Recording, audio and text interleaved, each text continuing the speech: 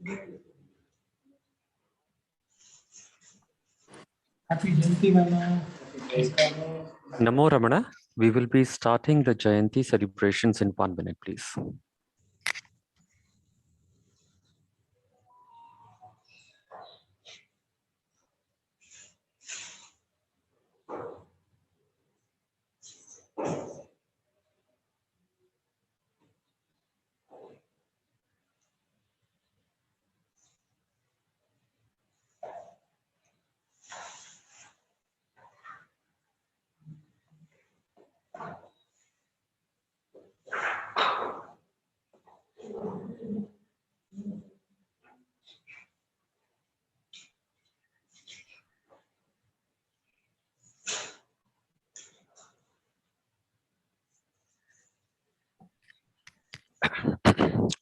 Namo Ramana. A very warm welcome to all the devotees on the auspicious occasion of Bhagwan Raman Maharishi's 142nd Jayanti. We are all indeed blessed with his grace to be on this occasion with him. Namo Ramana. A brief outline of the program is we will start with Ganesh Puja, Kalash Puja, Pran Pratishtha Puja at the Delhi Ramana Kendra Shrine, followed by welcome remarks by Dr. Anand Ramanan, President of Sri Ramana Ashramam. At 8 o'clock India time, we will be having the talk by Swami Sarvapriyananda ji, Minister and Spiritual Leader of the Vedanta Society of New York. At 9 o'clock, we will have vote of thanks by Sri Adarsh Bhatiani, Vice President, Ramana Kendra Delhi. And at 9:05, we will be having Kolattam and Kumi dance performances by a ladies group from Mayur Vihar. This will be performed live at the Delhi Ramana Kendra's auditorium. The program shall be concluded by bhajans and Akshar Manamalai by Srimati Jayanti Iyer, followed by Aarti at 9:50, and then Prasad for all the devotees at the Kendra. May I now request Narayanji to initiate with the puja. Narayanji. Om Achidaya Namaha. Om Ahindaya Namaha. Om Govindaya Namaha.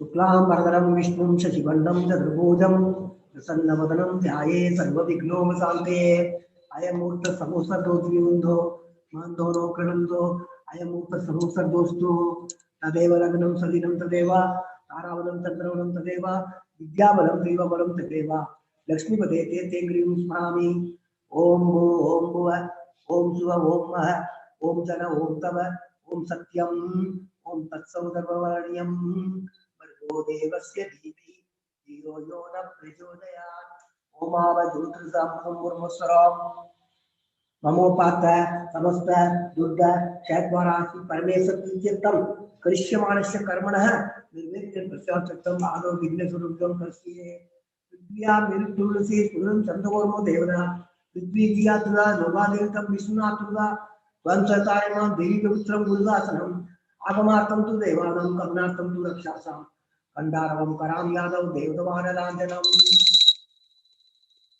Mopata Samasta Durga Shadvarasi Parmesati Kirtam Nirvanda Siddhartam Ado Vignesar Budam Karishye Gananta Ganapatikum Avame Avindavinam Sutramam Yestarajam Brahmana Brahmanaspade Arustunam Siddhadram Asmin Garitra Bimbe Mahaganapatim Jayami Mahaganapatim Avameyami.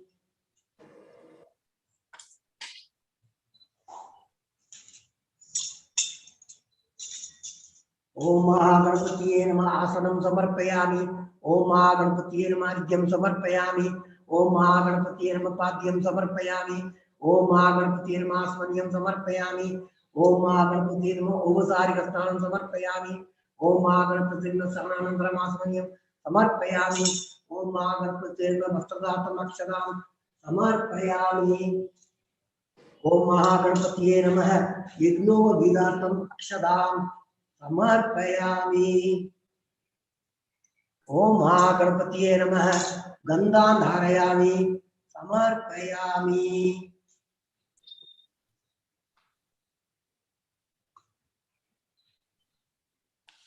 ओम महागणपतिये नमः। गंधोपरि अक्षतां समर्पयामि। ओम महागणपतिये नमः।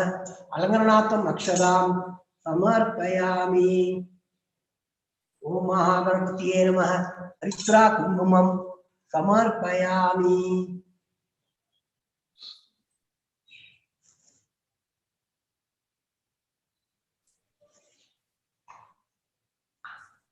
ओम महागणपतिये नमः। पुष्पै पूजयामि।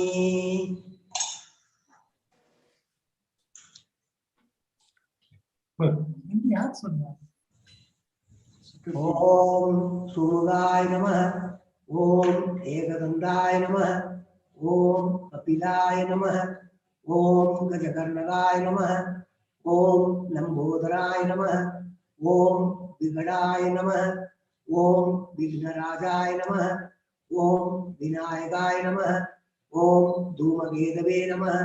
ओम गणाध्यक्षाय नमः। ओम बालचंद्राय नमः। ओम गजाननाय नमः। ओम गुंडाय नमः। ओम शूर्पकर्णाय नमः। ओम हीरंबाय नमः। ओम स्कंदपूर्जवाय नमः। ओम सिद्ध विनायकरे नमः। ओम शंकर मोक्ष विनायकरे नमः। ओम आतुपुरपरे विनायकरे नमः। ओम महागणपतिये नमः। नानाविध परिमल पत्र पुष्पाणि समर्पयामि।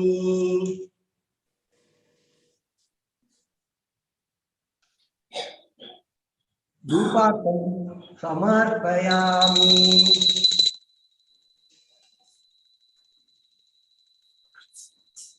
दीपार्थं समर्पयामि। अक्षतां समर्पयामि।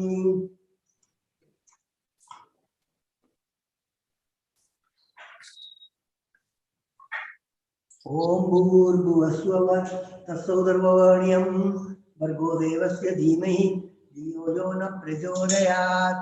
देवसवितुर्वरेण्यं सत्यं दौर्देन प्रसन्नामि। अमृतत्वं स्वाहा। ओम प्राणाय स्वाहा। ओम आपानाय स्वाहा। ओम ज्ञानाय स्वाहा। ओम उदानाय स्वाहा। ओम समानाय स्वाहा। ओम ब्रह्मणे स्वाहा।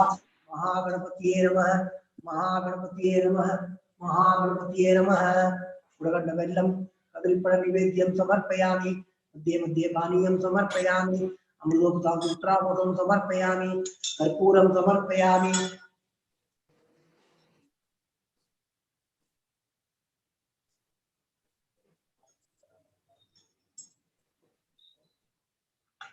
गणानां त्वा गणपतिगुं अवामहे कविं कवीनामुपमश्रवस्तमं ज्येष्ठराजं ब्रह्मणां ब्रह्मणस्पते आनुष्ठुमनुपुरस्तीर्णसादनं।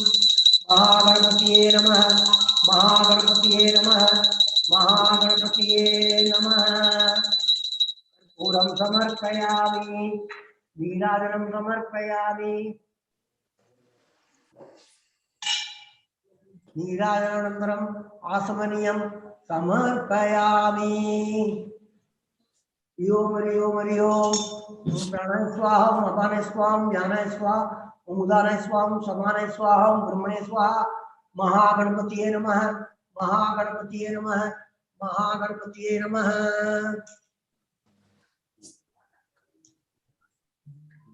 वक्रतुंड महाकाय सूर्यकोटि समप्रभ निर्विघ्नं कुरु मे देव सर्वकार्येषु सर्वदा। गणपति प्रसादं सरसा प्रणमामि। ओम भो ओम भुव ओम सुव ओम मह ओम जन ओम तव ओम सत्यम ओम तत्सवितुर्वरेण्यं भर्गो देवस्य धीमहि धियो यो न प्रचोदयात्। ओम ज्योतिर्समुद्रं मुर्मोत्सरम्। होमोपात समस्त दुर्गा क्षेत्र श्री परमेश्वर प्रीत्यर्थम सुबह शोभने मुहूर्ते आद्य ब्रह्मण द्वितीय परार्थे श्री वेदे वराह कल्पे वैवस्व मन्वन्तरे अष्टाविंशतितमे कलियुगे प्रथमे भागे जम्बूद्वीपे भारतवर्षे मेरो दक्षिणे पार्श्वे तदाप्ते अस्मिन् वर्तमाने व्यापारिके प्रभवादिनां तस्य संवत्सराणां मध्ये पिलवनाम संवत्सरे दक्षिणायने हेमंत ऋतु धनुषु मासे मार्गयी मासे कृष्ण पक्षे तृतीय तिथियां शुभदितौ भौमिवासरयुक्तायां पुनर्वस नक्षत्र युक्तायां शुभ नक्षत्र शुभ योग शुभ करण एवं गुण विशेषिण विशिष्टायां अस्यां द्वितीयां शुभतिथौ मम जन्म प्रति वेदचन पर्यन्तं मध्ये संभाविधानं सर्वेषां भावानां सत्य अवलोकनार्थं अस्माहं सह कुटुंबानां क्षेम सद्धर्य वीर्य विजय आयुरारोग्य ऐश्वर्याणाम् अभिवृद्ध्यर्थं समस्त मंगलाभ्यर्थं समस्त दुर्दोषाभ्यर्थं रमण महर्षि प्रसादेन ज्ञान वैराग्य सिद्ध्यर्थं श्री रमण महर्षि पूजां करिष्ये तदंगम कलश पूजां स करिष्ये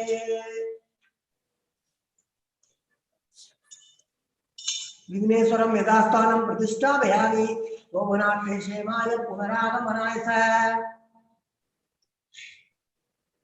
करसस्य मुखे विष्णु कंठे रुद्र समाजित मूले तत्र सिद्धितो ब्रह्मा मातुकणे समृद्धा कुशवतु सागरा सर्वे सप्तद्विलाव सुंदरा ऋग्वेदो यजुर्वेदो सामवेदो पदर्वण नंदी सैन्य गोदावरी सरस्वती नर्मदे सिंधु कावेरी जनिस्मिन् संगीतं गुरु अंगे सचेता सर्वे कलसाम समाजिता आयातु देव पूजार्थं दुर्दशकारगा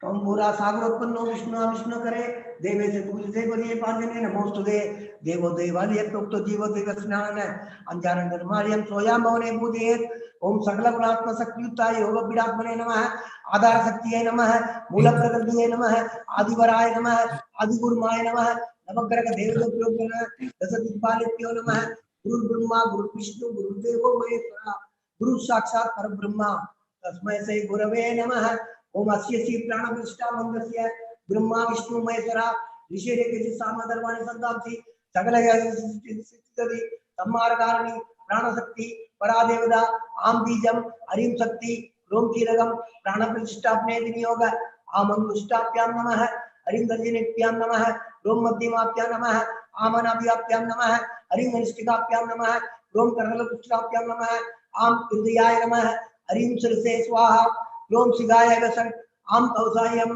हरिम नेत्रदाय वसट रोम अस्त्रदाय पट पूर्व स्वरूपी दिग्बंध ध्यानम रक्ताम बोधिस्त बोधोलस सर्व सोड कराचे पासं गोदंडम विक्षुतो मणिगुण पंचबाणात् विप्राण सुकवालम तणेल दाप्ति नवसरोटिया देवी बाला दोलना बहु विप्राण शक्ति परम ओम आम हरिम क्रोम हरिम अम्यम लंगम वंशम सम्मह अंसस्वहर सोमंस अस्यामूर्तौ जीवतिष्ठतो अस्यामूर्तौ सर्वेन्द्रियाणि वाङ्मनसस्तोत्र जीव्या प्राणवाक् पाणिपाद पायुपुस्तानि यः कस्ति स्वस्ति सुखं सुरं दृष्टन्तु स्वाहा ओम अस्य श्री प्राणप्रतिष्ठा मंत्रस्य ब्रह्मा विष्णु महेश्वरा ऋषिरेखे सामधर्माणि संतांसि सकल जगत सृष्टि सति सम्मारकारिणी प्राणशक्ति परादेवता आम बीजम हरिम शक्ति रोम कीरगम प्राण प्रतिष्ठापने विनियोग आम अंगुष्ठाभ्यां नमः हरिम दर्जनेभ्यां नमः रोम मध्यमाभ्यां नमः आम अनाभिकाभ्यां नमः हरिम अनिष्टिकाभ्यां नमः रोम सकलपुष्टाभ्यां नमः आम हृदयाय नमः हरिम शिरसे स्वाहा रोम शिगाय वसट आम कौसायम हरिम नेत्रदाय वसट रोम अस्त्रदाय पट पूर्व स्वरूपी दिग्बंध असुनी दे पुनरस्मात् सक्ष पुनप्राणमे नो देवोगम जो पश्येमि सूर्यमुच्चन्द्रमन्मुने हृदयाय स्वस्ति आवाहितो भव श्रद्धावितो भव सन्निधितो भव अवगुण्डितो भव सुब्रतो भव सुप्रसन्नो भव सुमुखो भव वरदो भव प्रसिद्ध स्वामी सर्वजगन्नाथ यावत् पूजावसानकं तावत् ध्रुवं प्रतिभावेन बिम्बेऽस्मिन् सन्निधं कुरु ओम नमो भगवते श्री कुशेलाय नमः ओम नमो भगवते श्री कुबेराय नमः ओम नमो भगवते श्री कुशेलाय नमः ओम नमो भगवते श्री कुबेराय नमः ओम नमो भगवते श्री कुशेलाय नमः ओम नमो भगवते श्री कुबेराय नमः चतुर्नोदि मंत्रंजन पौलसे परसर्पः लक्ष्मी प्रदसीमानगद प्रिय ईश्वरा I will recite Bhagwan's Ramana Stotram now and all reject. Shri गुरुभ्यो नमः गुरु ब्रह्मा गुरु विष्णु गुरुदेवो महेश्वरा गुरु साक्षात् परब्रह्म तस्मै श्री गुरवे नमः अपार सच्चि सुगुवारि दाशौर्य शौर्मि मात्रं भुवनं समस्तं गुणायुधं तं रमणं गभीरं चिन्ताविनीनं हृदि चिन्तयामि ओम महासेन महोंसेन जाताय नमः ओम श्री रमणाय नमः। ओम गुरवे नमः। ओम अगंड संविदागराय नमः। ओम औजसे नमः। ओम कारुणोद्भवाय नमः। ओम जगत्पितावताराय नमः। ओम श्री भूमिनाथास्तलोतिदाय नमः। ओम पराशर कुलोतंसाय नमः। ओम सुंदरातदवफलाय नमः। ओम कमनीय सुचारित्राय नमः। ओम सयायंबा सयायवते नमः। ओम शोणाकुल मोहलीन मानसाय नमः। ओम स्वर्णस्तगाय नमः। ओम श्रीमद्वादशांग महाश्रेय दत्त विद्योदयाय नमः। ओम महाशक्ति निवादेन प्रवृत्ताय नमः। ओम परमात्म विदे नमः। ओम दिग्विराय नमः। ओम पितृपदान्वेषिणे नमः। ओम इंदुमौलिना पितृमदे नमः। ओम पिल्लादेस्त सोणशैलम प्राप्ताय नमः। ओम तमोमयाय नमः। ओम उदासीनाय नमः। ओम महायोगिने नमः। ओम महोत्साहाय नमः। ओम कुशाग्रदिये नमः। ओम शांत संकल्प संप्रभाय नमः। ओम सुसुंदरसे नमः। ओम सवित्रे नमः। ओम स्थिराय नमः। ओम तपस्विद सर्वंगाय नमः। ओम उल्लाम्बुज विलोचनाय नमः। ओम चंद्रिका सदा श्री मंडितानिल मंडलाय नमः। ओम सूदवाक्यां समासीनाय नमः। ओम सूर्यदाक्र विप्रमाय नमः। ओम वेद वेदांत तत्त्वज्ञाय नमः। ओम चिन्मुत्रे नमः। ओम त्रिगुणाधिगाय नमः। ओम विरूपाक्ष गुहावासाय नमः। ओम विराजित सलाकृतिये नमः। ओम उत्थितनयनाय नमः। ओम पूर्णाय नमः। ओम रसिदासतांडवाय नमः। ओम गंभीराय नमः। ओम परमाचार्याय नमः। ओम सुप्रसन्याय नमः। ओम अभयप्रदाय नमः। ओम दक्षिणासी निवाय नमः। ओम धीराय नमः। ओम दक्षिणाभिमुखाय नमः। ओम स्वराजे नमः। ओम महर्षिये नमः। ओम भगवते नमः। ओम ईत्याय नमः। ओम भूम विद्या विशारदाय नमः। ओम विमलाय नमः। ओम दीर्घदर्शने नमः। ओम आप्ताय नमः। ओम रुजमार्ग प्रदर्शकाय नमः। ओम समत्रुसे नमः। ओम सत्यत्रुसे नमः। ओम सत्याय नमः। ओम प्रसादाय नमः। ओम अमित विक्रमाय नमः। ओम सुकुमाराय नमः। ओम सदानंदाय नमः। ओम मृदुभाषणे नमः। ओम दयार्णवाय नमः। ओम श्री सोनातुल युरुद्भूत स्कंदाश्रम निवेदनाय नमः। ओम सद्दर्शनोपदेष्टरे नमः। ओम सद्भक्त वृंद परिवृताय नमः। ओम गणेश मुनिप्रिंगेन सेवितां कुशलोरुवाय नमः। ओम गीतोपदेश सारादि ग्रंथ सिंह संशयाय नमः। ओम वर्णाश्रम मदादीदाय नमः। ओम रसज्ञाय नमः। ओम सौम्याय नमः। ओम आत्मवदे नमः। ओम सर्वावनि मदस्तानां महारात्याय नमः। ओम सर्वसद्गुणिने नमः। ओम आत्मा रामाय नमः। ओम महाभागाय नमः। ओम मातृमुक्ति विदायकाय नमः।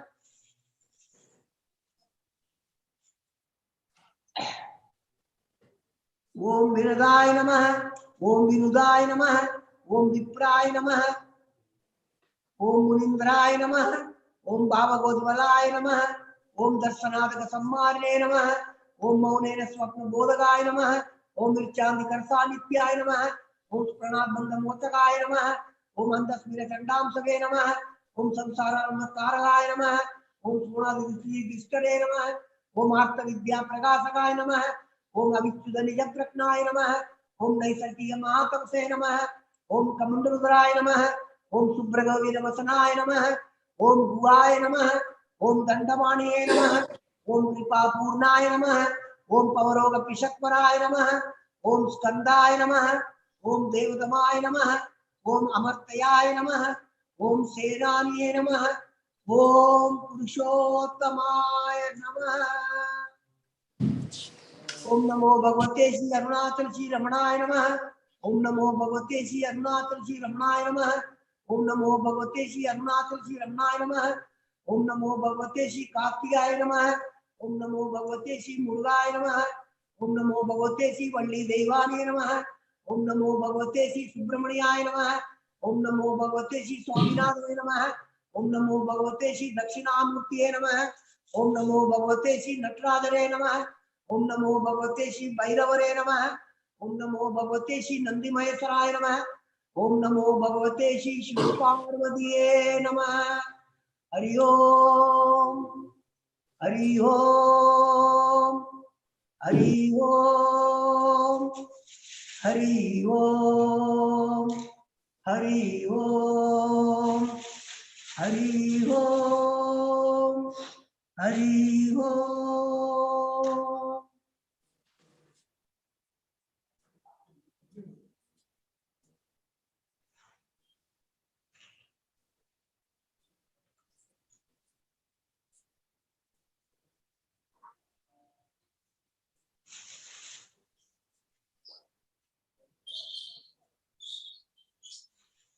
We have time for Updesaram.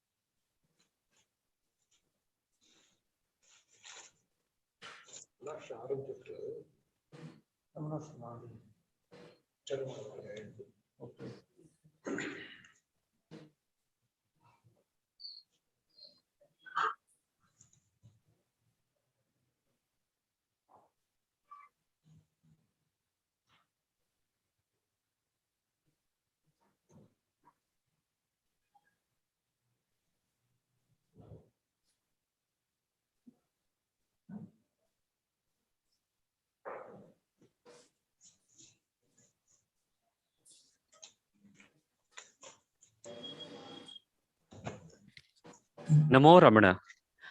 May I now request President of Ramana Ashramam, Dr. Anand Ramanan, to kindly address the devotees and welcome Swami Sarvapriyananda ji. Dr. Anand Ramanan. Thank you. Om Namo Bhagavate Sri Ramanaya. Dear brothers and sisters in Sri Bhagavan, I want to express my greetings on the occasion of the 142nd Jayanti celebration of Sri Bhagavan. This morning at Sri Ramanashramam, from 4 a.m., we celebrated the morning puja with great piety and lot of cheer, and gives me great pleasure to join the dedicated group of New Delhi. Friends, the first Jayanti of Bhagavan was celebrated in 1912. Bhagavan was quite opposed to it, but Vasudeva Shastri pleaded with him. Said, "It is for us, Bhagavan, and you should not object." Ever established in the self, to celebrate or not was all the same for Sri Bhagavan. However, he indulged his devotees' wishes to commemorate the first Jayanti. Bhagavan saw that this was a way for the devotees to express their love and devotion, as well as strengthen within themselves what they were continually learning from him.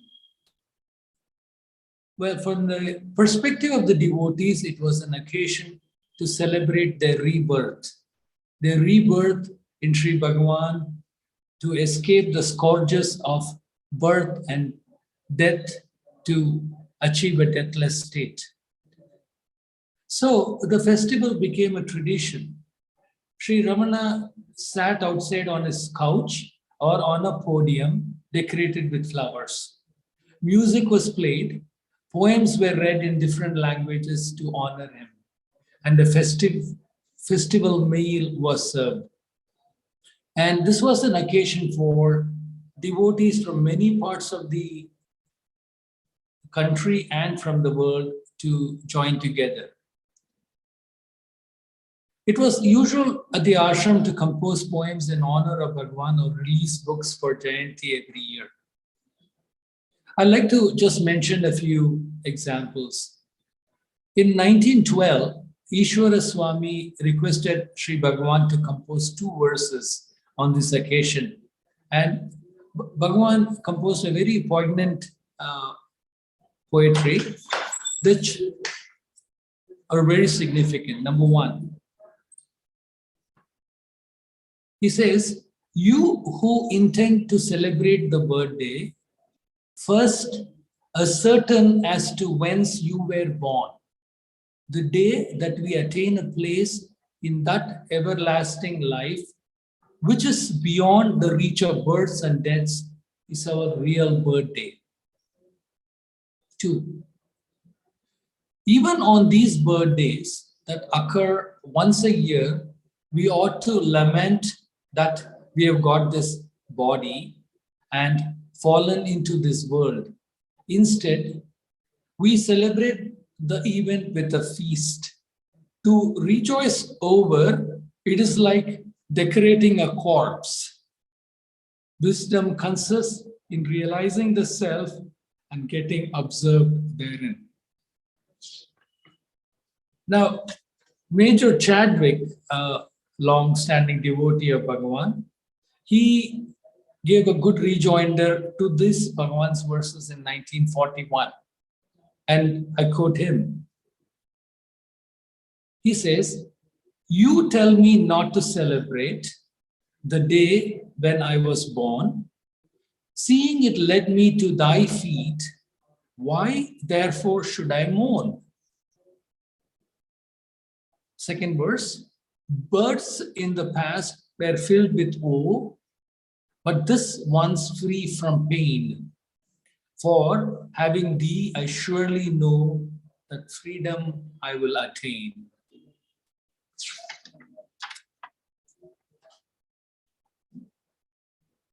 Professor G.V. Subramaya, after attending the Jayanti, when he went back to his native place, composed a farewell poem in Telugu and sent it to the ashram. It said, quote, "Like a girl who has spent just 3 days of festival in her parental home and is going to her mother-in-law's place, like a lad who has been at play all the time and at the end of holidays is dragging his steps towards school, like a soldier who has parted from all his kith and kin and is marching to the battlefield, like a beggar who dreamt that he was a king and wakes up all on sudden, I have passed 3 days in the perfect bliss of Sri Ramana Jayanti celebration, and am now forced, alas, to leave the feet of Sri Bhagavan and to go to my place." This is just one stray verse which expresses the true feelings of the devotees. They truly celebrated this as an important day in their lives.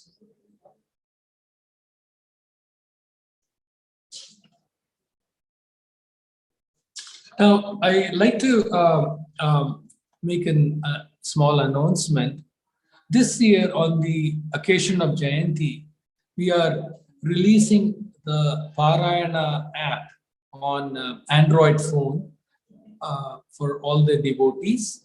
it has the Tamil and Sanskrit Parayana works of the ashram with the English transliteration.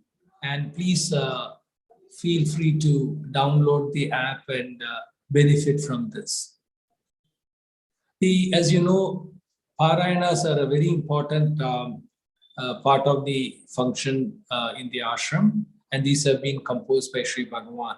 And very subtly, it parts the highest teachings of Sri Bhagavan into the devotees' hearts. And in fact, to many devotees, he said, even if you don't understand the meaning, by just reciting these verses, the full import of the teaching will settle into your intellect very seamlessly. Also, Sri Ramana Paravidya Upanishad is a poetic verse in Sanskrit consisting of 701 verses composed in mellifluous Upajati meter. Contains a concise, complete, authentic, and logical exposition of the philosophical background of Bhagavan's teachings and practice. It has been translated to English by Sri Lakshmana Sharma and recently translated in Tamil by KVS Mama of the Ashram. And this has also been released for the first time during this Jayanti. And please go on the Ashram website for a free download. We are also releasing Viveka Chudamani Tamil version with English transliteration for the devotees' use. Friends, I take this opportunity to wish you all a time to rededicate your lives to the teachings of Sri Bhagavan. Lastly, I would be failing in my duty if I did not mention the passing of a very important devotee who was part of your Delhi Kendra through the 70s and 80s. Her phenomenal work in setting to music the important works of Muruganar from Ramana Sannidhi Murai, and also what we call Padam Pirichifying will be of great use for devotees to come. I'm honored to mention the legacy of Srimati Mahalakshmi Suryananda, the eldest daughter of Professor K. Swaminathan. And I'd like to conclude the function by having all of us spend a moment of silence in her memory. She attained the lotus feet of Bhagavan this week. Om Namo Bhagavate Sri Ramanaya. Mention the legacy of Srimati Mahalakshmi Suryananda, the eldest daughter of K. Swaminathan. And I'd like to conclude the function by having all of us spend a moment of silence in the memory. She attained the lotus feet of Bhagavan this week. Om Namo Bhagavate Sri Ramanaya.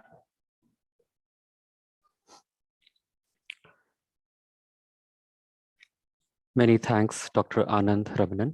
Your guidance is always very valuable to us, and the fact that we have started Parayan on the Android app will be very helpful to the devotees. All the devotees and people who have joined on whether YouTube or Zoom or here at the Ramana Kendra Delhi are blessed to have Swami Sarvapriyananda ji with us. He needs no introduction. His teachings, lectures, videos, and talks are of very high value to all of us. He had very kindly addressed devotees of Ramana Kendra Delhi during last year's Jayanti as well. Swamiji is the minister and spiritual leader of Vedanta Society of New York, formed by Swami Vivekananda in 1894. He joined the Ramakrishna Math and Mission in 1994 and received sannyas in 2004. Before being posted to the Hollywood Temple, Swamiji served as an acharya of the Monastic Probationers Training Center at Belur Math. He has served the Ramakrishna Mutt and mission in various capacities, including being the vice principal of the Deoghar Vidyapeeth Higher Secondary School, principal of the Shikshana Mandir Teacher Education College at Belur Mutt, and the first registrar of the Vivekanand University at Belur Mutt. May I now please request Swamiji to address all of us. Swamiji. Thank you so much. Can you all hear me? Namaste. You can hear me, yes. All right. So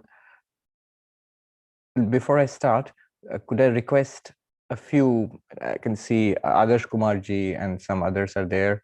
Namaste. If 2 or 3, if it is possible for you, keep your videos open, videos on.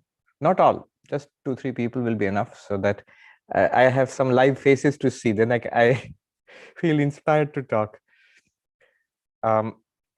Thank you so much. Let me start.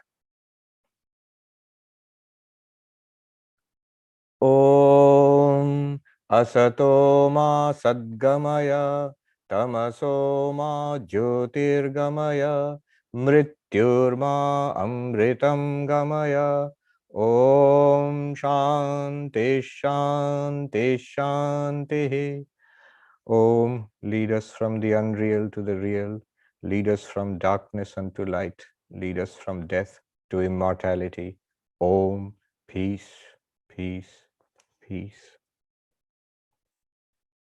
At the outset, let me say that how grateful and honored I feel to have been invited to the New Delhi Ramana Kendra's Bhagavan Sri Ramana Maharshi's Jayanti. One of the unintended consequences of the pandemic was that I was able to participate in this program last year also. And this year, hopefully things will improve in the next few months. But right now, again, there seems to be an uptick in COVID cases, especially here in New York. So we are still stuck in that same mode. However, it gives me opportunity to participate virtually in the program and meet all of you. I think what one can do on this occasion is to dwell on the core of Bhagavan's teachings, the self-inquiry and self-knowledge. This evening, it's evening for me, it's early morning for you. What I'm planning to do is, I'll take a verse from a book which was very dear to Bhagavan, the Ashtavakra, just one verse, and then dwell on Bhagavan's central message of self-inquiry and self-knowledge using that one verse. That verse goes like this. Sarva bhutastamatmanam sarva bhutani chatmani Vigyaya nirahankaro nirmamastvam sukhi bhava. We will dwell on the meaning of this verse as it guides us to self-knowledge. And after I talk for a while, maybe 40 minutes, and then if you have questions, we can interact. Is that all right? We can interact? Yes, please. Yes. Yeah. Thank you. So I think we have a total of about 1 hour, so we can That use is some right. of it for question answers. Thank you. Nirmama nirahankara, I and mine, free of I and mine. All the Vedanta teachers, all the way back to the great commentator Adi Shankaracharya and Bhagavan, Sri Ramakrishna also, all of them said the nature of samsara, of Maya, is this sense of I and mine. And here Ashtavakra says, freed of this I and mine. You know, one thing that you find a refrain throughout Bhagavan's teachings is the tracing the I thought back to its source. That is the core method of self-inquiry that Bhagavan taught. The I thought is the English translation, but actually it refers to the ahankara. And here in the Ashtavakra, we find nirahankara. And to be nirahankara, to transcend the ahankara, Ashtavakra recommends nirmama. the sense of not mine. You see, the ahankara is very strong when it is rooted in many, many things that we consider mine. My body, of course, first of all, naturally, without inquiry, this is my body. And then my people, my wife and husband and father and mother and children, my employees, my friends, even my enemies, still mine. So my property, my gadgets, my car, my house, my degree, my name and fame, my Facebook likes. So this my, it has sunk its roots all around us. Like a banyan tree, it has several roots all around it. This mine, it has sunk its roots all around our life. And these are the roots which strengthen the central tree of ahankara, ego. Shorn of these branches and these roots, the ego is easier to tackle. So let's first take a look at this mind. I and mind, this mind, mama. And Ashtavakra recommends nirmama, the sense of not mine.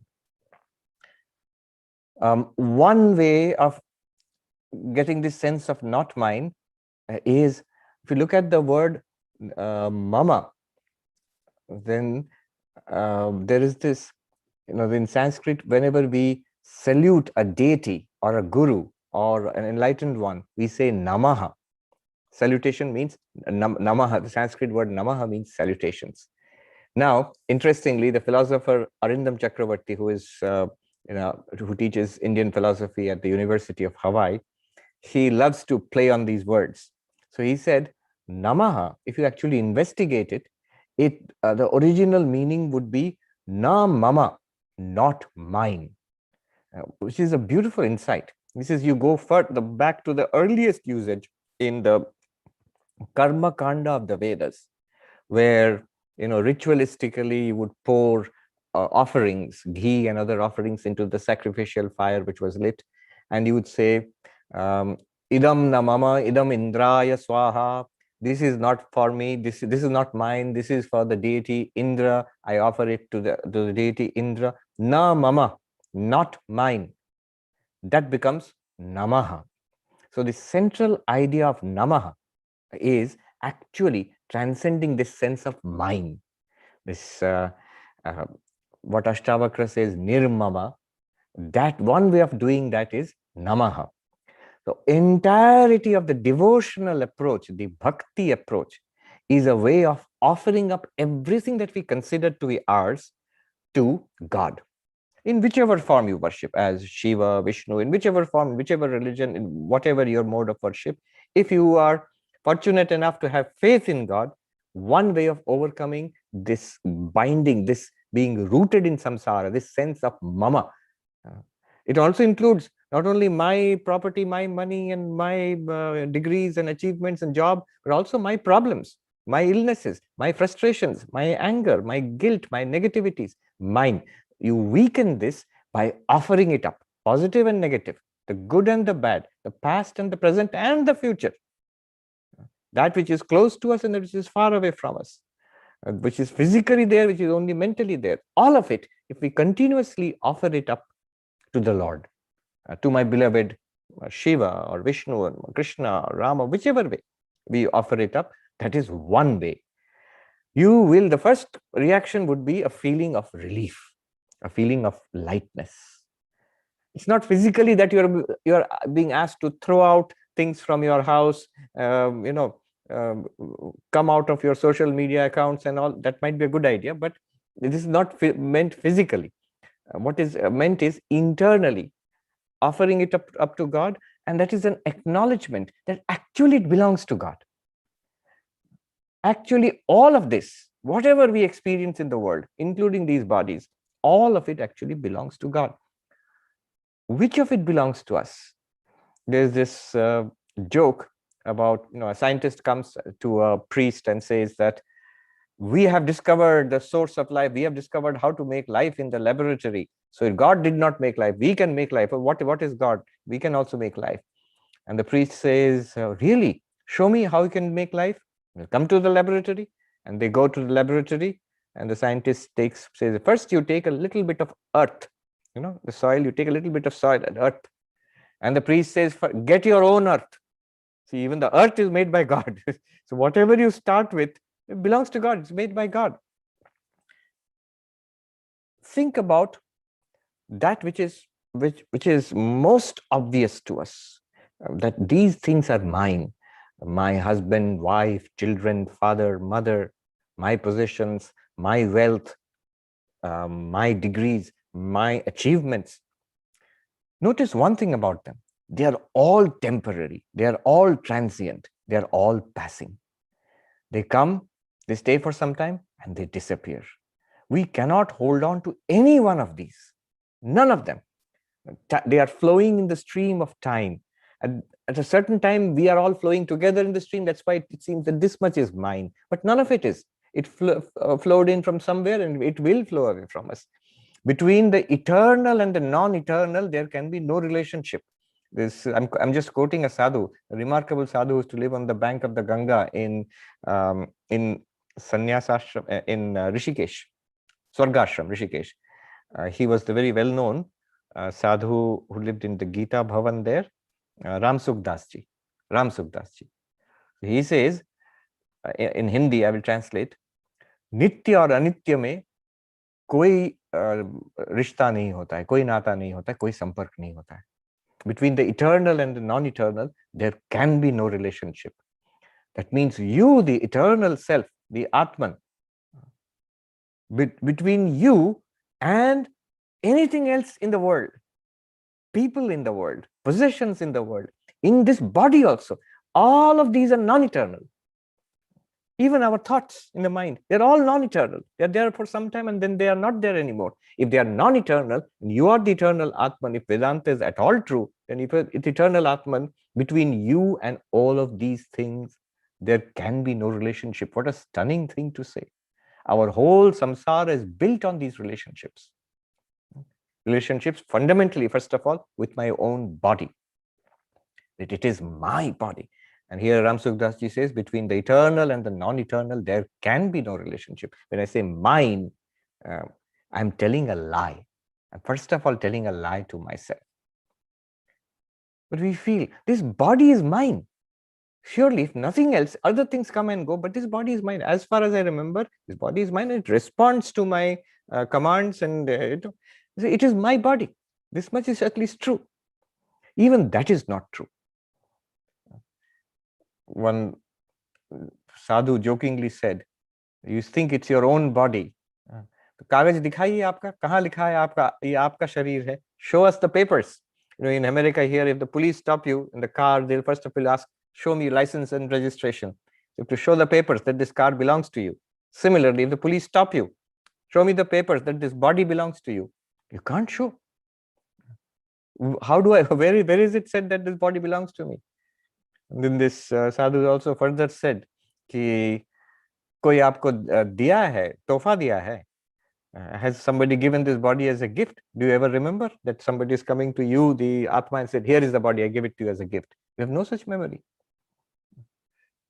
Do we own the materials out of which the body is made? Sometimes one kind of ownership is, I am the owner of this, this land, and so whatever is produced in this land is built out of this land, so it is mine. No, do we own the materials out of which this body is made? Do you own the space and the air and the fire and the water and the earth and all the elements, all the atomic and subatomic particles in this body? Do we own it? No. Did we make this body? No. Even our parents did not make this body. It is nature which built up this body by its miraculous powers. Prakriti has done it.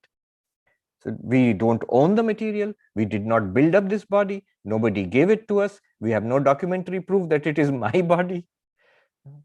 So our ownership of this body, which is fundamental to our sense of samsara, this itself begins to seem shaky.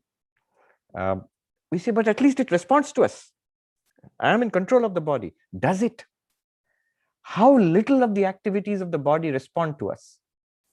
We have only voluntary control over a few things, and 99.9% of the biochemical processes going on in this body, in our organs, in the tissues, in the cells, intracellular and intercellular. We have no idea at all of what's going on in the body. And thank God, if tomorrow the nature says, all right, you take charge, I'm giving you the wheel, you drive the body, everything from heartbeat to the endocrine system, to the digestive system, to the the blood oxygenation, to the nervous system, all of it. Now you're in charge. Moment to moment, you'll take all decisions and run it. We'll collapse. We'll be in the hospital ICU. Within seconds, we'll be gone. Nature does a tremendous job of running the body while just giving us the pleasant illusion that we are in charge. We are really not in charge, and thank God we are not in charge of running this body. Nature runs this body. Krishna says in the Bhagavad Gita, Prakrityeva karmani kriyamanani sarvasha yapashyati tathatmanam akartaram sapashyati, in 13th chapter. Nature does everything. You don't even have to say God, just say nature. Every scientist will have to agree. Nature, material nature does everything in this body. The one who sees this truth realizes the self is not an agent of action, is not a doer, is not a karta. You experience it, you are aware of it, but you are not doing it. Neither are you doing it, nor do you need to do it, nor can you do it. It's not in the realm of the witness self to be running and doing something in the material world. None of it belongs to us. None of it obeys us. We are not in charge of any of it. Same thing goes with the mind. All these thoughts, feelings, emotions, it's my mind, my thoughts. Not really. Are we aware of where those thoughts are coming from? We don't know. If we trace it back, we'll see from some depth, subconscious depths, like bubbles coming up in a lake, they come up. And then they take over our life. They make us do things. So we are actually not the owners of either the body or the mind, let alone everything else associated with the body and mind. We are not really that they are our parents, it's my parents and grandparents. And whose are they? Whatever it is, I, the one which is aware of these, is aware of the body and aware of the parents and husband, wife and children. To me, the awareness, they don't belong. You can put it in two ways. Swami Virajanandaji, who was the president of the Ramakrishna order long time ago in 1950s, he put it very beautifully.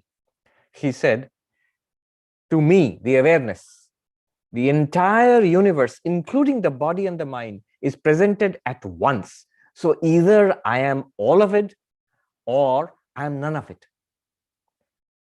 Our mistake is we take a tiny slice of what is presented to us in our awareness.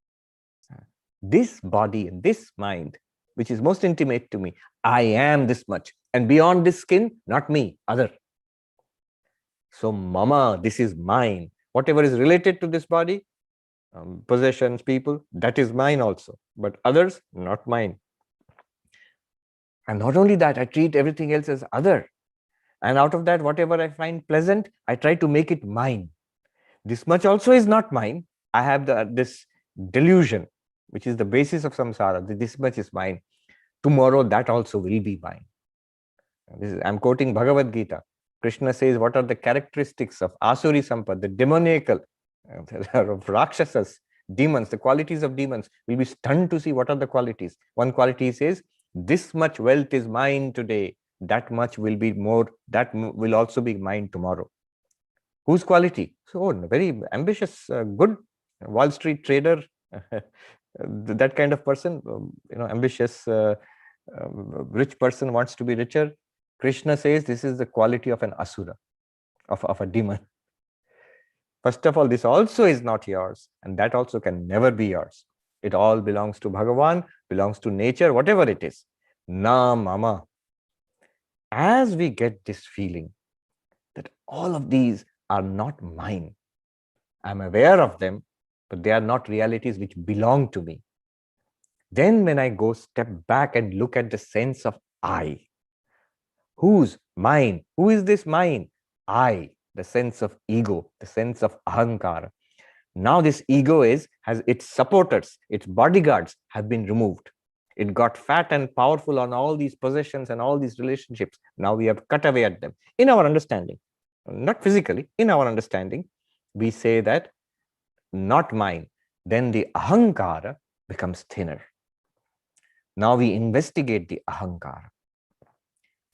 Notice one thing, all the experiences of our lives, and our lives are nothing but a series of experiences.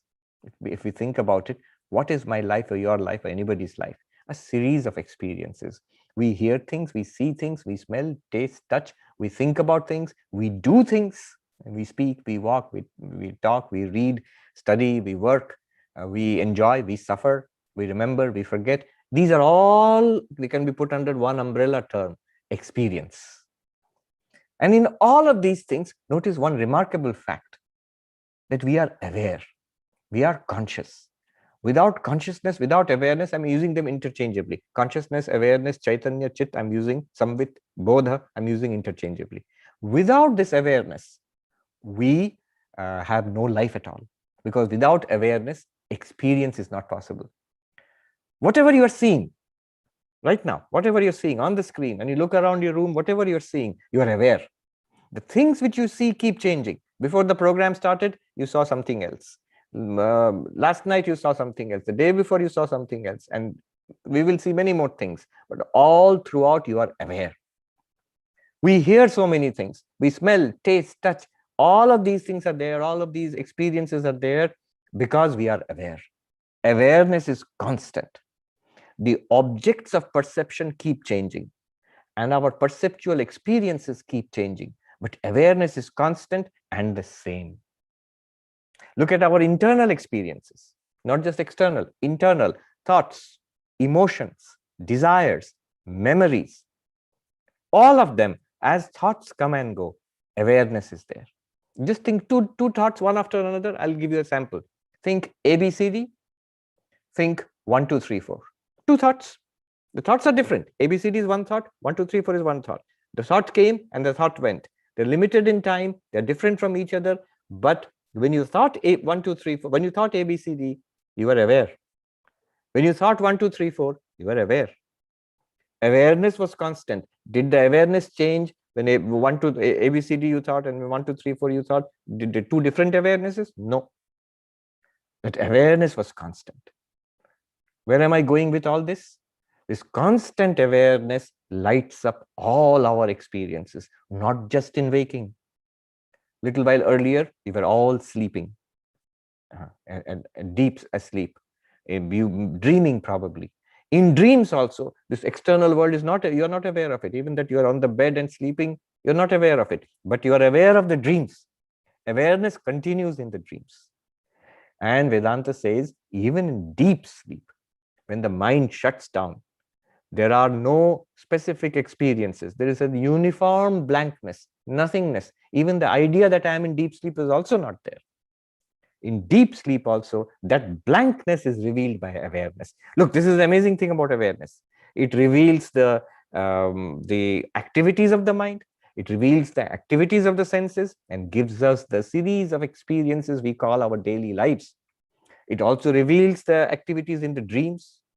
But it also reveals the absence of the activities of the mind, absence of the activities of the senses and the mind, which we call deep sleep. That absence is also revealed by consciousness, by awareness. That is the analysis of deep sleep in Advaita Vedanta.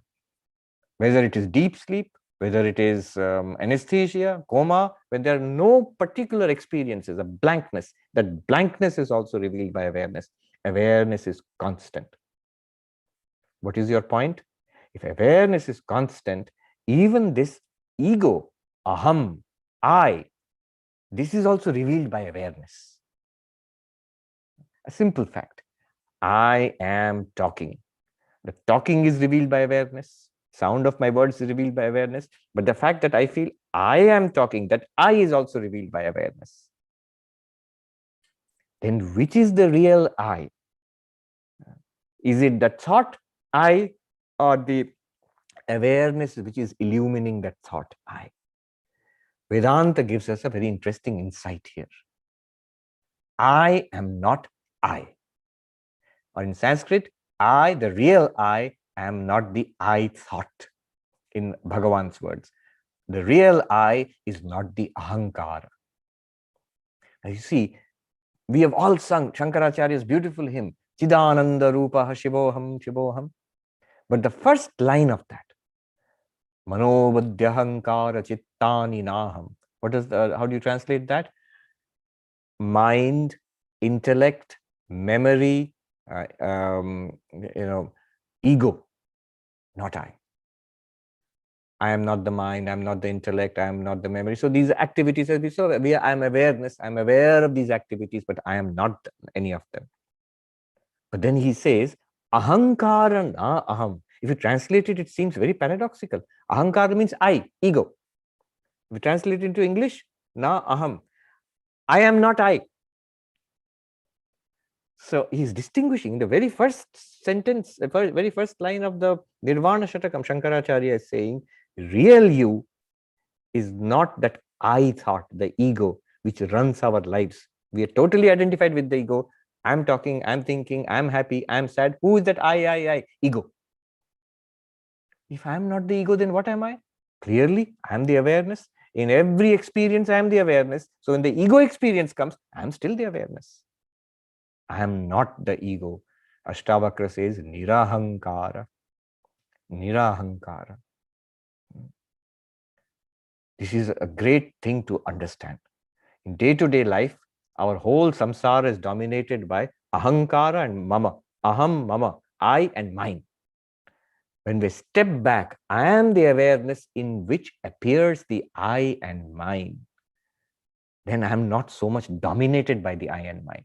At least a little bit, I'll be free of the reactions of the I and mine. Somebody says a harsh word to me, and immediately I react in indignation. I feel hurt, I feel indignant. I may say 2 harsh words to that person. But who is the one who reacts like this? Where is the reaction? Mind. And immediately we must say, na mama, not my mind. Nirahankara, nirmama. And not even that I which got upset, that also is not me. I am not that one. I am the awareness in which I see the happy I, the upset I also. When I just think like that, what will happen? I will open up a little space between the real me, this awareness, this consciousness, and the ego and the I and mine. A little space opens up. And that gives me a sense of relief, of freedom. And then I can respond. To respond, you need the I and mine. You have to operate through that I and mine. You need the mind, you need the ego, you need the body. You can respond, but the response will be a much more peaceful, much more calm, a much more wise response, not the response of the ahankara, the ego. Anyway, nirahankara, nirmama. Then what happens? Once I have stepped back from the ego, from the I and mine, now I'm free to appreciate the amazing quality of this consciousness, this awareness in which I experience all of this. You know what it is like? Sri Ramakrishna used to give the example of a washerman.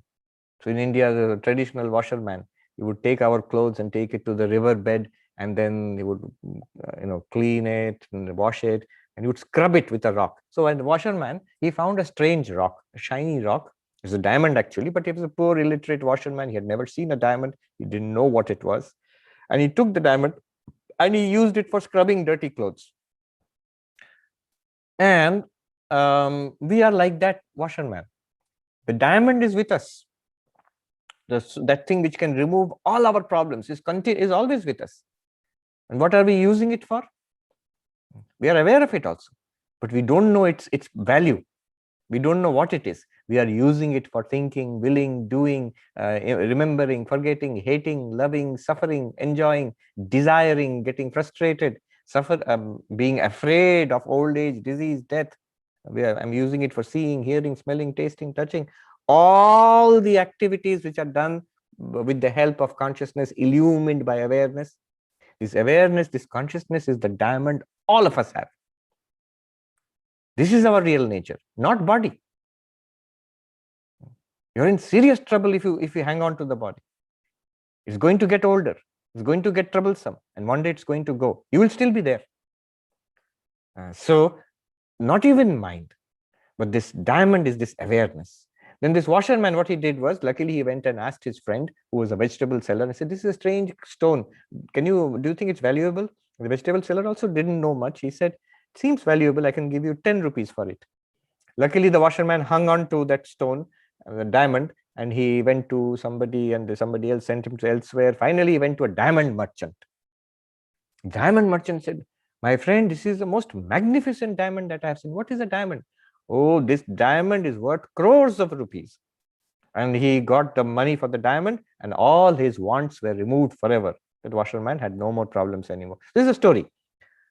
Once he comes to recognize that diamond, what it is, all his problems are solved. Once we come to recognize what we have got, this awareness right now, right here, all the time, which we are, we begin to recognize. We have already recognized it's always there, that we have recognized.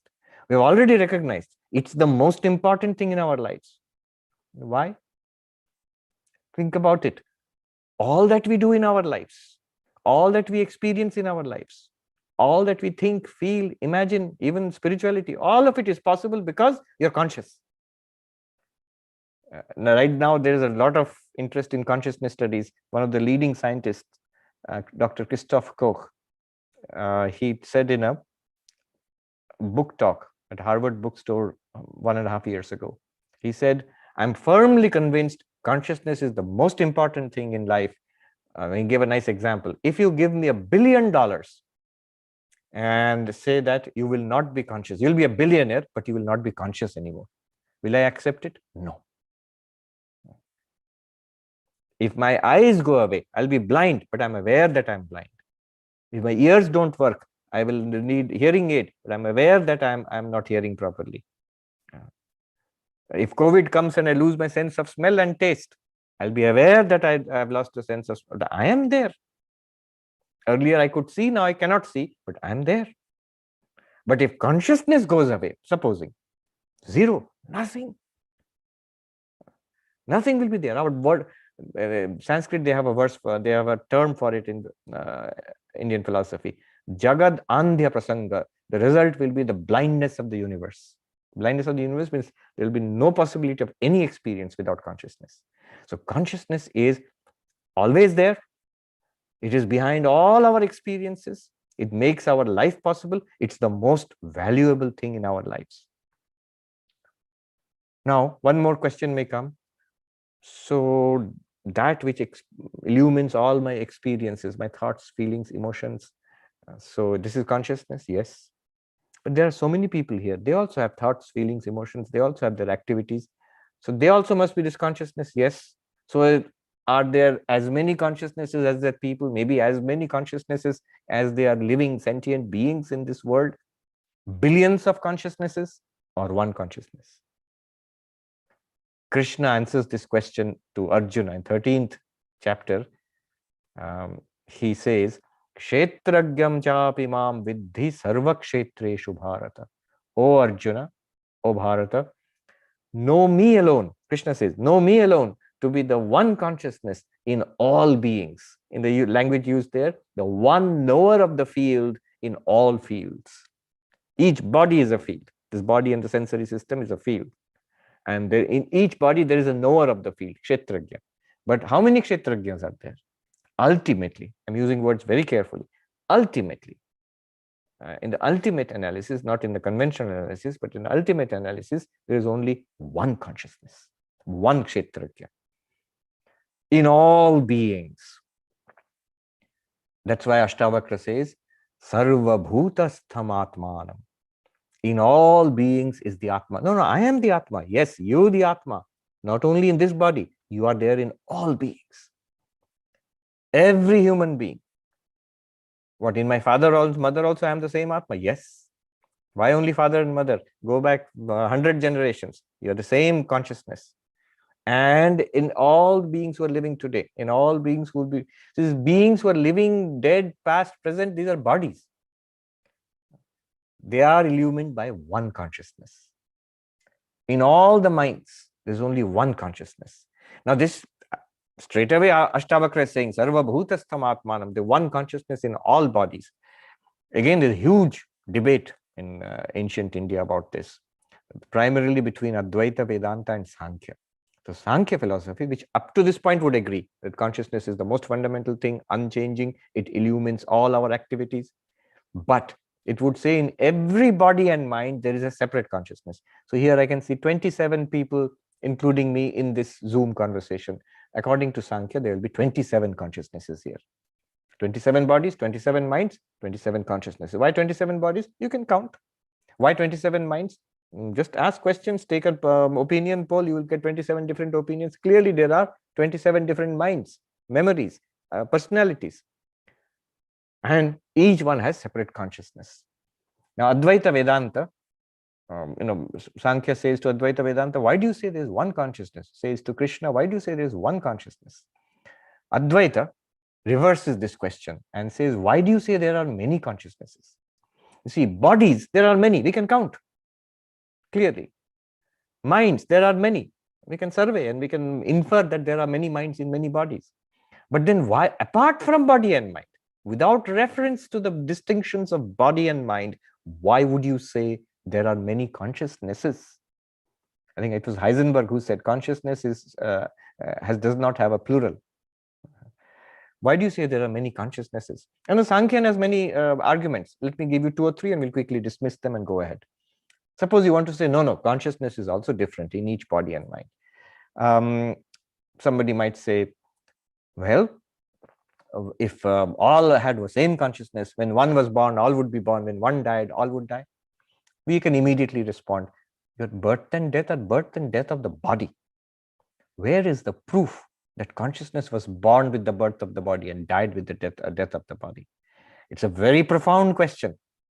This is what distinguishes modern mainstream medical science and biology from say Vedanta or any of these philosophies. Right now, we are in this phase which is a materialistic reductionist phase. Consciousness is nothing but the byproduct of some processes in the brain. This is the received wisdom. And then when the brain dies, the consciousness also will die. So when the body dies, brain dies, the consciousness dies. But you have already made a big jump here. Where is the proof? Where is the mechanism? What is the procedure by which the brain produces consciousness? See, this is called the hard problem of consciousness. Luckily, we are living at a time when this is being recognized. Professor David Chalmers, who is the head of the mind-brain consciousness unit at New York University, he is the one who coined this term, hard problem of consciousness. And he says, how is it that this little electrical activities in our neurons, how from bursts of electricity are you getting conscious experiences? The taste of a cup of coffee, the color red of the rose, the experience of seeing a sunrise, and the experience of smelling the incense from the shrine. All these experiences, sensory experiences, thoughts, emotions, ideas, love, understanding, all of these, where is the link between these things and little bursts of electricity? Aren't you making a huge jump? Yes, those bursts of electricity are correlated with our thoughts, emotions, and perceptions. But are they the same thing? They don't seem to be the same thing. So this is a huge subject. And let me tell you, right now, there is a lot of interest. And now more and more, every week you will see one article will be published in some magazine here, mostly here in the West, Consciousness Explained. All of those articles, you can be sure, they're all consciousness explained away. Because the moment you start reading that, there will be some discussion of body, of neuroscience, of maybe artificial intelligence or something, and then suddenly they will jump to thoughts, emotions, memories. The jump is always there. Like a miracle, they can't explain that. So, body is the producer of consciousness. No, the Sankhyan, this is the birth of the body. How is it the birth of consciousness? Death of the body is death of the body, not death of consciousness. Then the next argument that the Sankhyan gives is, no, if we are all one consciousness, if one is awake, all will be awake. If one falls asleep, then all will fall asleep. Again, no. Awaking, dreaming, sleeping, who does that? Mind does it, not consciousness. Vedanta is very clear about this. It is the mind which awakens. It is the mind which falls asleep and dreams. It is the mind which goes into deep sleep. Consciousness or awareness illumines all of these three states, Jagrat, Swapna, Sushupti, uniformly. Consciousness doesn't awaken. Consciousness doesn't sleep. Consciousness doesn't dream. Consciousness illumines these activities going on in the mind. So like this, another argument the Sankhyains gave, no, if you're all one consciousness, if one person becomes illumined, then everybody should become enlightened. No, illumination is enlightenment. Ignorance and enlightenment are in the mind, not in Atma. So my guru's mind may be enlightened, my mind may still be ignorant. That is why I need the knowledge from the guru. So all these arguments to show that consciousness is different does not work. Advaita insists it is one consciousness. We are all one consciousness. We in the sense of body-mind. As consciousness, one. Krishna says the same thing in the Gita. Avibhaktam cha bhuteshu vibhaktam iva cha sthitam. Undivided in all beings, as if divided. It exists, functions, appears to be as if divided. There are many beings, but actually one consciousness. Sarva bhutastham. Still, there is some division. Yes, there is one consciousness, but this entire universe with its extraordinary diversity, from quarks to quasars, from superstrings to galaxies, all of these billions of entities, they are all appearing to one consciousness, true, but are they not different from consciousness? And here Advaita Vedanta brings in its idea of superimposition, adhyasa. The entire universe with all its diversity appears to consciousness, in consciousness, and as nothing but consciousness. Let me explain that. To consciousness, isn't the world appearing to you? Yes. Isn't it appearing in you? So if you think of yourself as the body, obviously world is not appearing in you. Body is here. Inside the body, there are more bodily parts. And outside the body, there is this entire universe. But Ashtavakra asks us to think of yourself as awareness. As awareness, all the contents, the appearances, are they not in awareness? So the universe appears in you the awareness. And in awareness, there's nothing but awareness. Though the universe appears different from you, if it is appearing to you, in you, it must be nothing other than you. I'll give two examples and then move on. One is, I was walking in Central Park and I saw the trees and the sky, clouds, all reflected in the water of the park.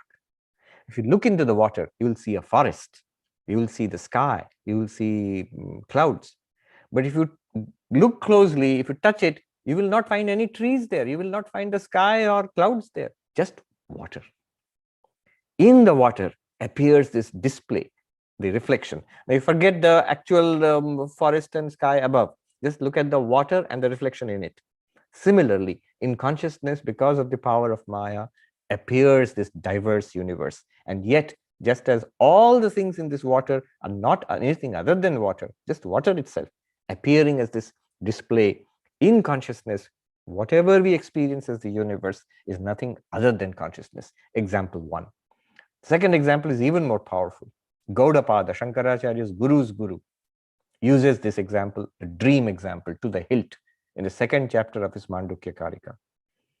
In our dreams, we see people, we see places, we go to places, there are actions, there's talking.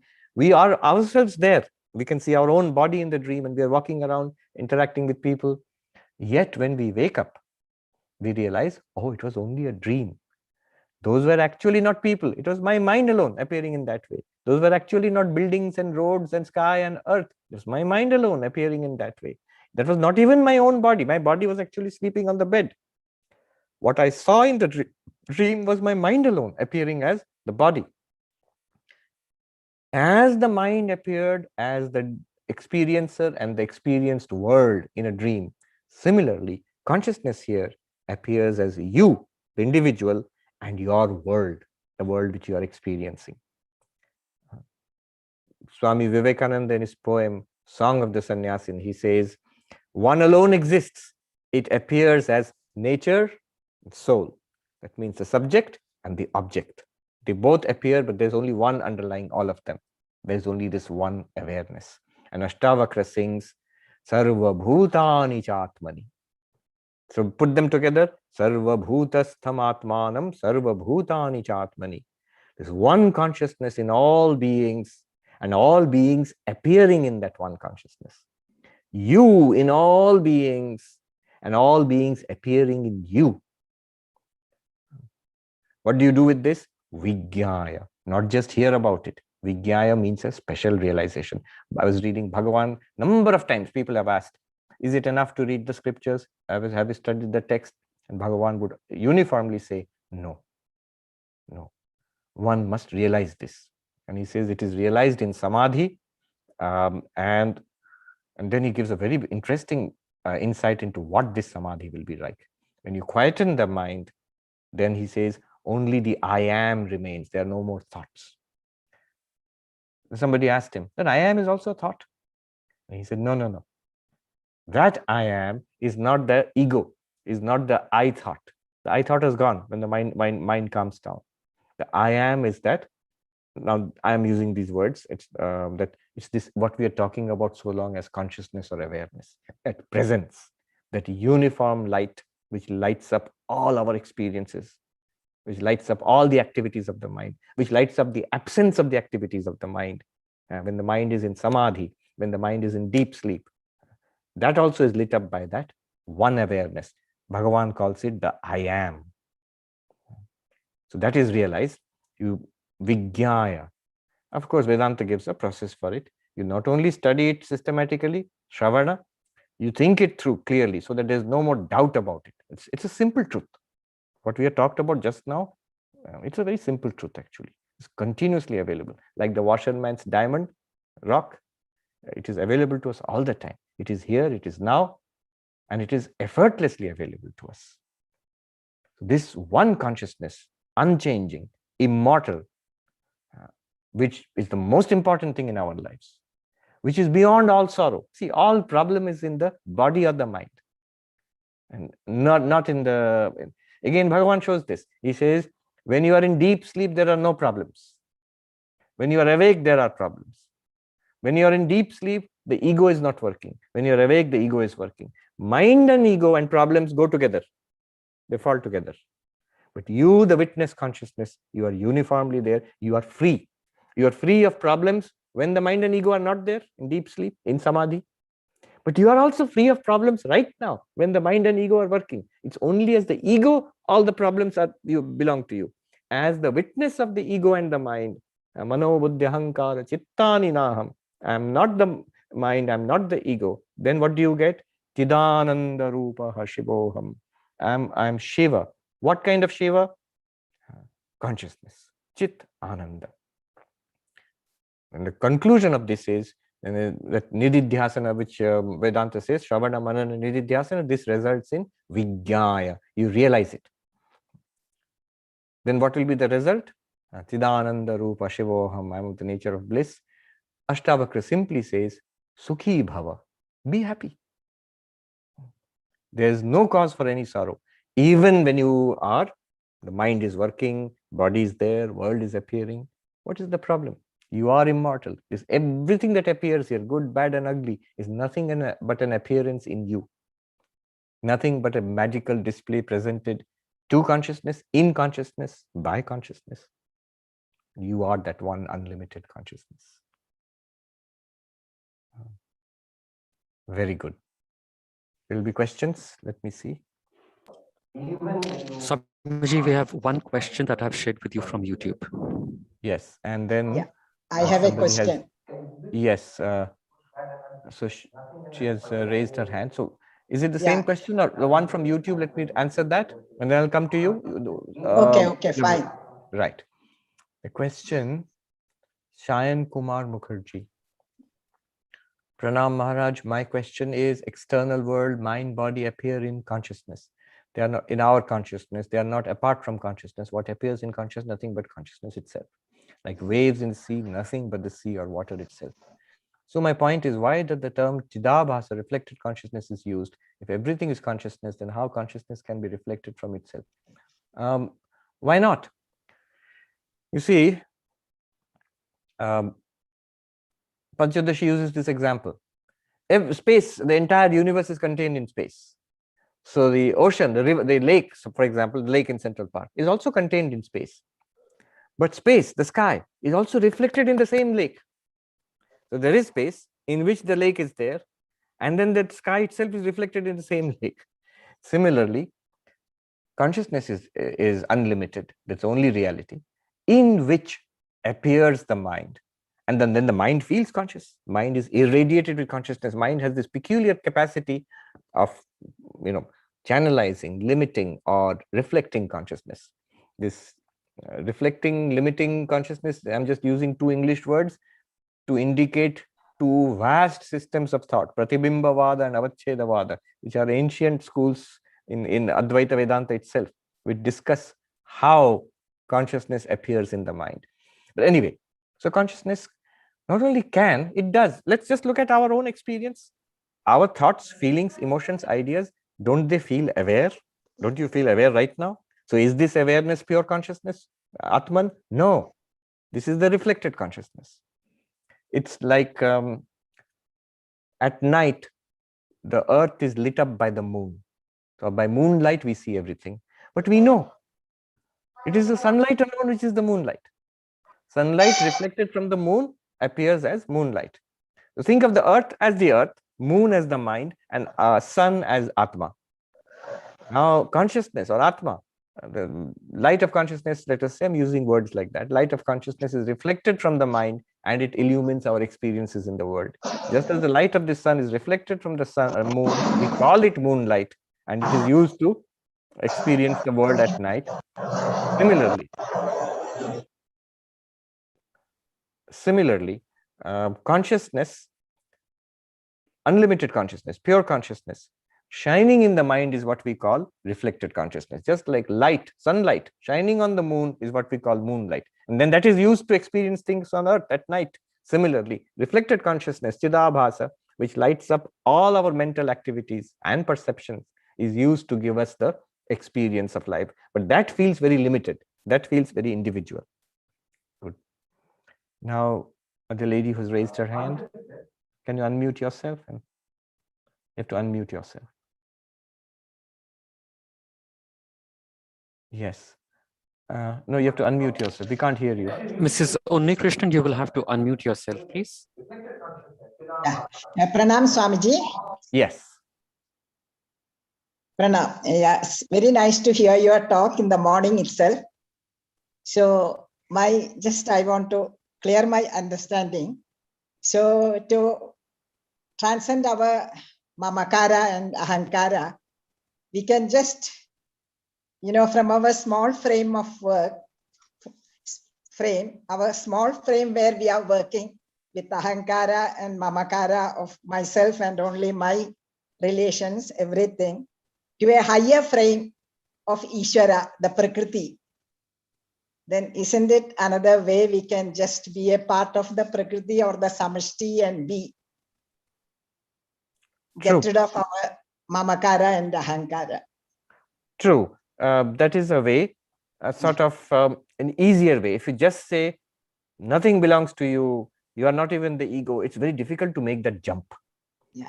So instead of saying nothing belongs to me, all of this which I think belongs to me, all of it actually belongs to Ishvara. It belongs to Bhagavan. Every bit of it, including this body, all my wealth, my body, my health, everything has been given by Bhagavan. I have no claim to it. So one day when Bhagavan withdraws it, I should have no complaint about it. Well, we should only be grateful. That reduces the mamakara. Once the mamakara is reduced, is it easy to objectify the ahankara, that it's all just a function of the mind. This ego, which I hold on so tightly, is just a function of the mind. Yes, correct. Thank you, Swamiji. Question here from the devotee. Yes. One day when Bhagavan withdraws it, I should have no complaint about it. But it can only be grateful. Please answer. That reduces the mamakara. Swamiji Pranam. Swamiji, Raman Maharshi.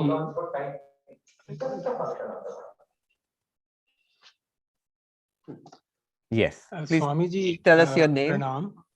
My name is Shailendra Tyagi. Namaste. And I just want to a little clarification from you. Bhagwan Raman Maharshi, while explaining the Panch Kosh Viveka, he says that the last sheath, which is the sheath of happiness, Anandamaya Kosh, it needs to be jumped up mentally. He says that it is a piece of hypothesis which has been invented for the purpose of teaching only. So can you explain what does he mean about how it needs to be transcended only mentally? What does it mean? What it means is this. What Bhagavan is talking about is a very profound point. It needs to be. It's a very profound point. Panchakosha Viveka. This you find the original source is Taittiriya Upanishad, the Brahmananda Valli of the Taittiriya Upanishad.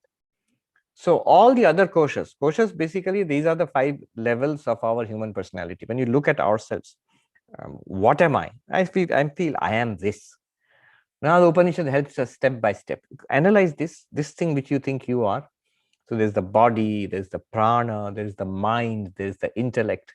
And beyond that, it talks about an Anandamaya or the causal state, which is what Bhagavan calls the sheath of bliss, Anandamaya Kosha. Now, what is this Anandamaya Kosha? All this thinking that we are doing, the highest that we can go, it is the Vijnanamaya, the thought, the capacity to understand, the capacity to analyze, which we are using just now. We are all using that Vijnanamaya right now. Now, beyond that, if you try to think what could be beyond that, you have to go beyond thought. What does it feel like? Blank. It is basically the seed form of the mind. When it sprouts, it is Vijnanamaya, Manomaya. When it again absorbed back in deep sleep, that state is called Anandamaya. But it's also a state. It's not you. It sprouts in our waking and dreaming. In deep sleep, it remains in a seed state. That seed state is called the Anandamaya. All Bhagavan says, all that you have to do there is just this understanding. It's not you. You are not that seed state. You are the witness of that seed state, that Anandamaya, the bliss sheath. You are the witness of the Vijnanamaya, this intellect which you are using right now. You are the witness of that. You are the witness of the mind, of the prana, of which breathing is just the most outward manifestation, and this extraordinarily complex physical body. All of these levels of our personal being, which we are so attached to, these are all objects we are aware of. That which is aware of these objects is the Atman, is consciousness. Yes. So thank you very much. Swamiji, we have 2 more questions. I think one is from Hemaji and the other I have just shared from YouTube on the chat. Let me look at the chat.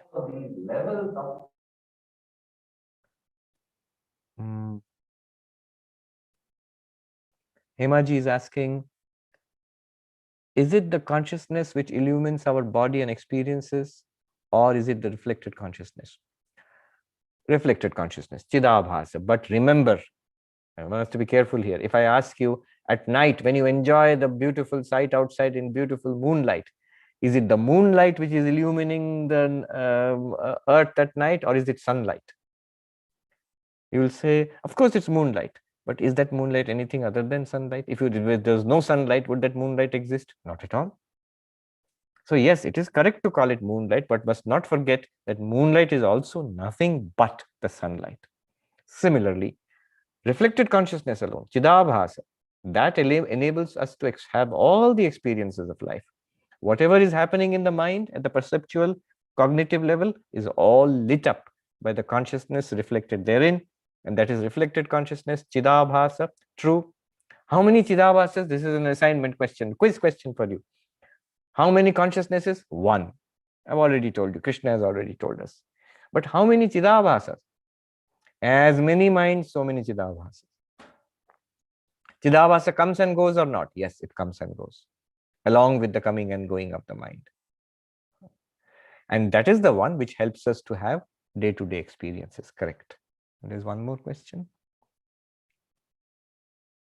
Mr. Prasad.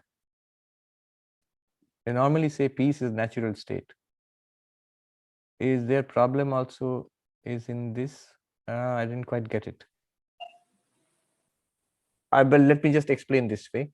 The consciousness that we are talking about, awareness, consciousness, Chaitanya, Chit, Bodha, which is you, your real nature. Right now it is you. Notice it has no problem. The problem arises only in the mind body. Even in deep sleep, when the mind goes into a seed state, there also there is no problem. But there is no thought at all.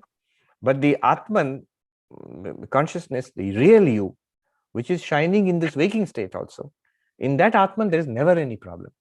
It cannot die. What about sorrow, depression? In the mind, not in Atma. You are the witness of the sorrow, you are witness of miserable mind, you are witness of happy mind. And when you think like this thinking is going on in the mind. When you think like this, your tendency to become miserable also will go away. You are witness of restless mind, you are witness of peaceful mind. When you think like this, the tendency of the mind to be restless also will diminish. This is the Vedantic way or the Jnana way of controlling and transcending the mind. Yes, so in that state, that natural state, there is peace. That is Atma itself. In fact, Mandukya calls consciousness peace. Shantam. Chaturtham manyante sa Atma savigneya. In the 7th mantra of Mandukya Upanishad, the Atma, Turiya, another name for that is Shantam, peace itself. It's not that the Atma is peaceful. It is the mind which is sometimes peaceful, sometimes restless. But the Atman is peace itself. It is Shantam always, and choicelessly so. Nothing can disturb it. You see, the screen of the movie, if you play a comedy, if you play a tragedy, horror movie, what about the screen of the movie? When there's a lot of action in the movie, does the screen also get very excited? Then the movie will be disturbed. Screen is always steady. Nothing happens. Suppose there's a huge inferno in the screen on the movie. Will the screen get burnt? Nothing. Suppose there's a huge deluge, flood in the movie. Will the screen get even a little bit wet? Not at all. Shankaracharya says all the water in the mirage, is not enough to wet one grain of sand. Everything that appears in consciousness cannot do anything to consciousness. Anything that appears in you is not other than you, and it cannot do anything to you. You are safe. You are peace itself. Congratulations. Yes. Let me end with a peace chant. Om Shanti Shanti Shanti Harihi Om Tat Sat Shri Ramakrishna Arpanamastu. I offer my salutations to Bhagavan Sri Ramana and my thanks, namaskars to all the devotees. Swamiji, thank you so much for your very, very kind guidance on Bhagwan Ramana Maharishi's Jayanti this morning. I would now request Adarshji, our Vice President, to offer a vote of thanks. Namo Ramana. Namaskar Swamiji. On behalf of Ramana Kendra Delhi, our President Justice Ram Murthy, and all the devotees, I wish to thank you for this illustrious talk on Jayanti of Maharishi. Swamiji, we are very grateful to you that whenever Anurag has requested you for a talk, you have very gladly accepted it and have, even at odd hours, accommodated us. We are really thankful to you, and we now look forward to your visit to India and to Ramana Kendra Delhi when we could hear you in person. We again thank you for and wish you all the best in life. Namo Ramana.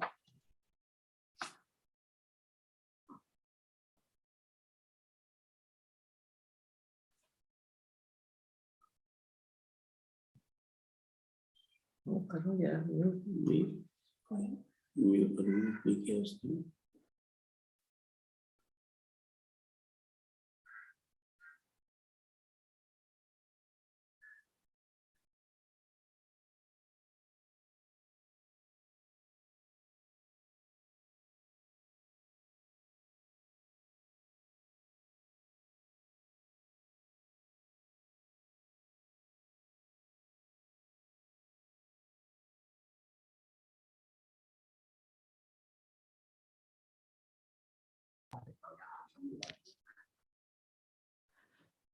will now be having a devotional dance performance of Kolattam and Kummi by Mayur Vihar Phase 1 group.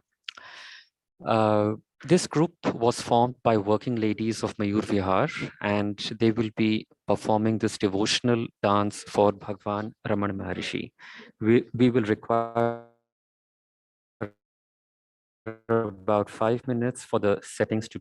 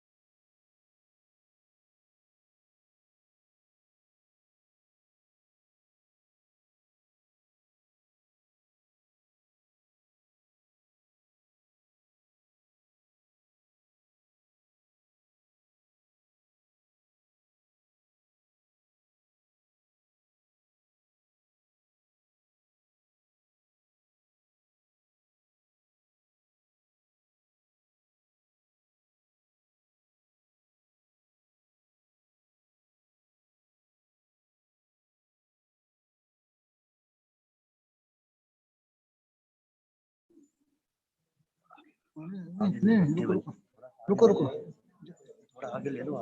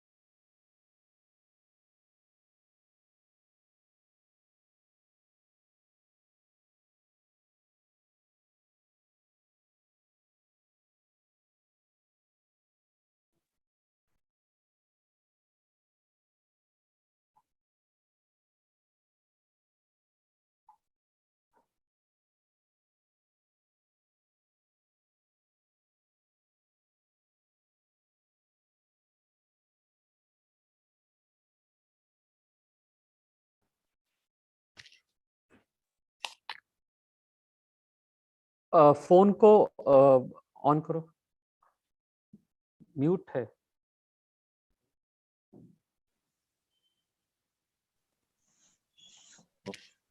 Namo Ramana. We will now be having a devotional dance performance of Kolattam and Kummi by Mayur Vihar Phase 1 group. This group was formed by working ladies of Mayur Vihar 1 for recreation and as their service or seva to God, and have now turned professional. For the last 6 years, the group has given Kolattam and Kummi performances for festivals and puja functions at various temples across Delhi NCR. During the pandemic, the group has done online videos and performances which have been widely acclaimed. The group currently consists of 6 members: Mrs. Kasturi Sudar Sweran, Mrs. Sumitra, Mrs. Sudhachari, Mrs. Gauri Raman, Mrs. Sandhya Santhanam, Mrs. Girija Ramanathan. They will be performing Ganesh Vandana, Raman Potri, Ramanya Dhyan Patu, and Ramana Charitram.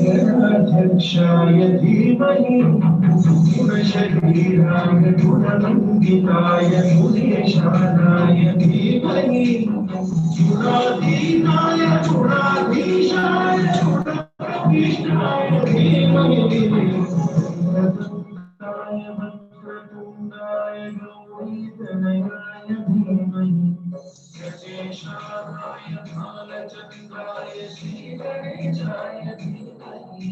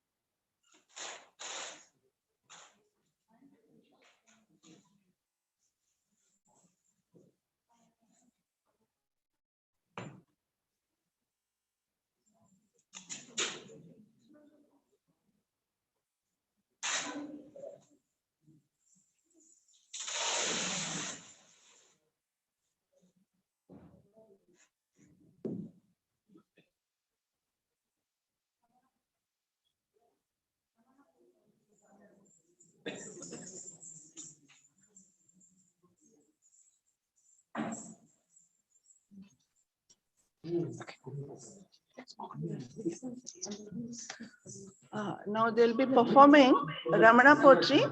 The song is composed by Mahalakshmi. Mami, my pranams to her. And she has written and composed lots of songs on Ramana. So this is one of that. And then Aragan Ramananin song is also composed by her. I just have the privilege of learning some songs from her, and certain songs set to music also. And thank you. And they'll be performing that.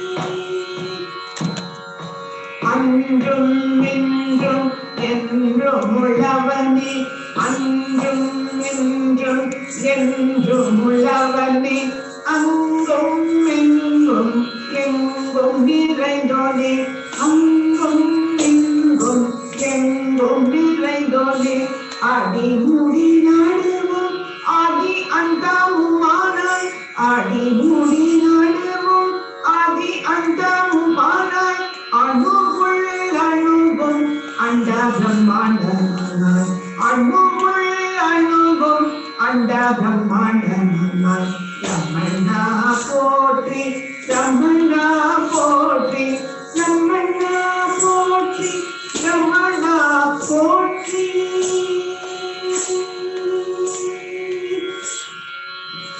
ஆடலும் பாடலும் மொழியும் மோனமும் ஆடலும் பாடலும் மொழியும் மோனமும் உருவமும் அதிகமும் அண்டசரசரமும் உருவமும் அதிகமும் அண்டசரசரமும் உண்ணும் உணவும் நுகரும் மலரும் உண்ணும் உணவும் நுகரும் மலரும் கடற்கரை மலை வீசும் புயலும் கடற்கரை மலை வீசும் புயலும் ரமணா போற்றி ரமணா போற்றி ரமணா போற்றி ரமணா போற்றி.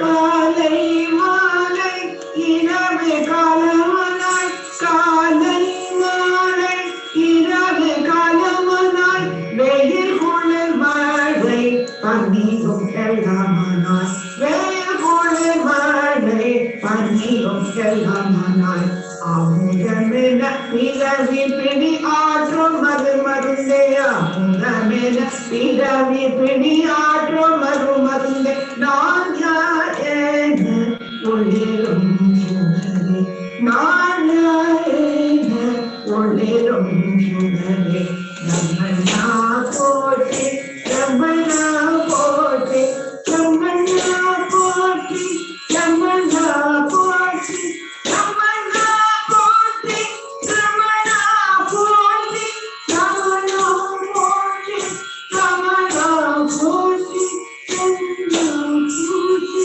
ரமணா போற்றி.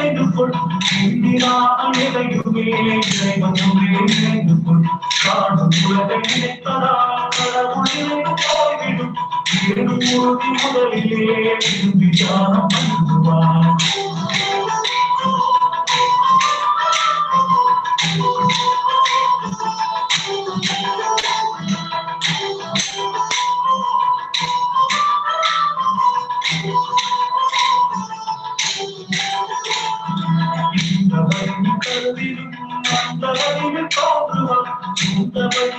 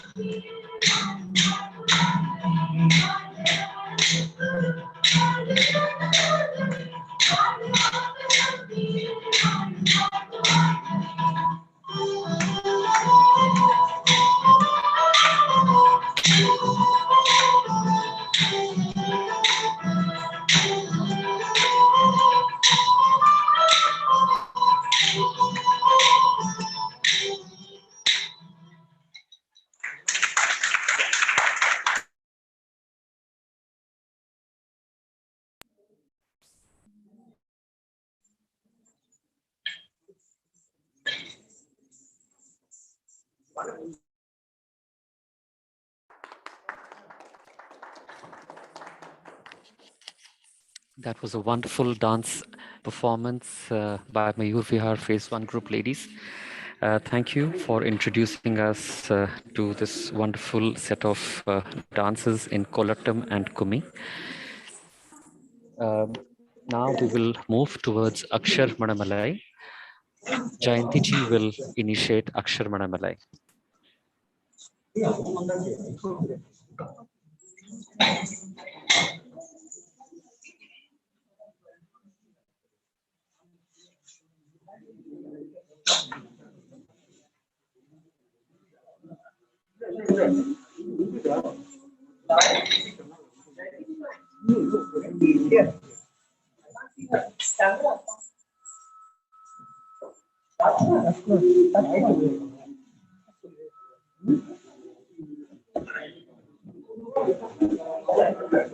Rajkumar.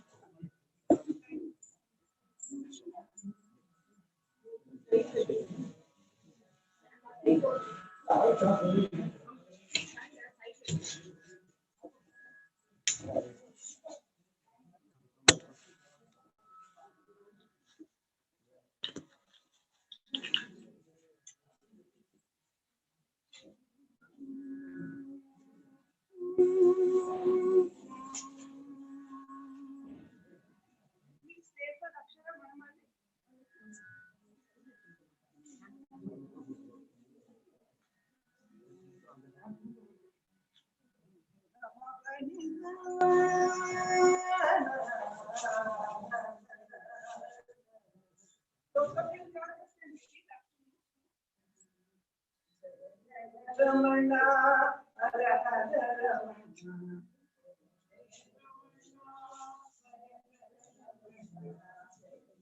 Ramana, Hara Hara Ramana.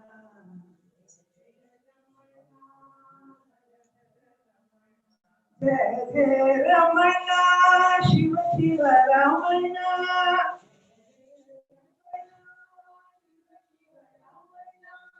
Jai Jai Ramana, Shiva Shiva Ramana. Sadguru Ramana, Trayashala Ramana.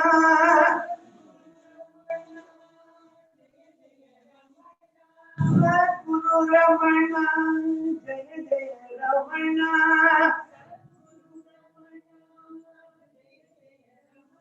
Sadguru Ramana, Trayashala Ramana.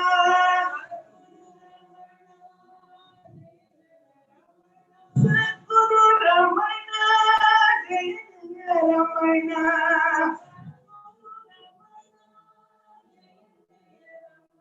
Shiva Shiva Ramana, Ananda Ramana.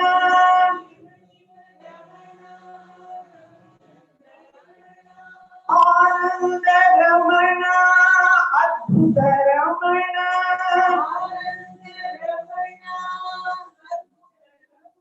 Ananda Ramana, Saya Guru Ramana.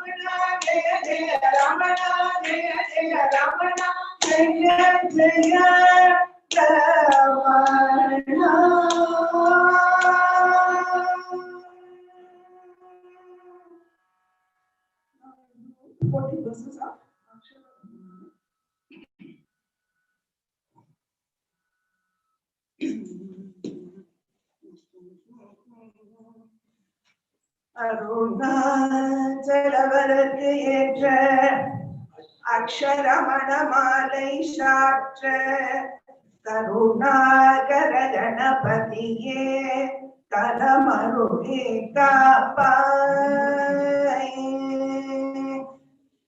Arunachal சிவ அருணாச்சல சிவ அருணாச்சல சிவ அருணாச்சல அருணாச்சல சிவ அருணாச்சல சிவ அருணாச்சல சிவ அருணாச்சல அருணாச்சல சிவ அருணாச்சல சிவ அருணாச்சல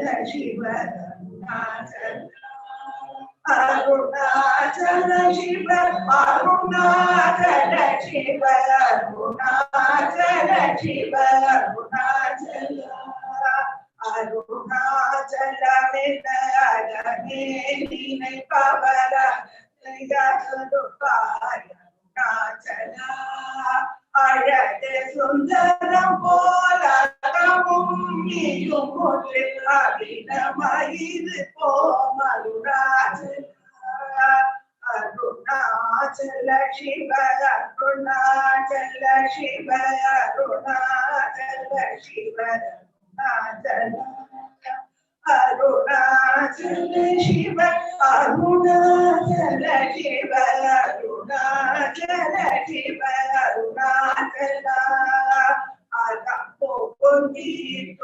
அருணாச்சல குகை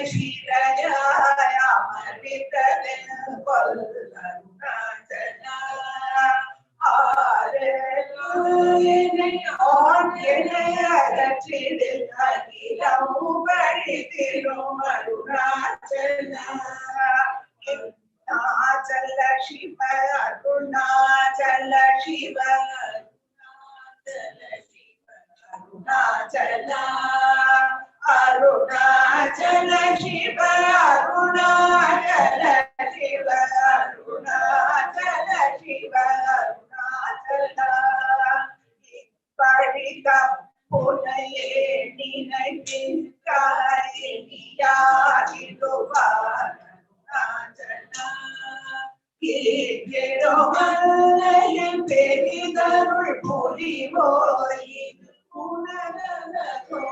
அருணாச்சல அருணாச்சல சிவ அருணாச்சல சிவ அருணாச்சல சிவ அருணாச்சல அருணாச்சல சிவ அருணாச்சல சிவ அருணாச்சல சிவ அருணாச்சல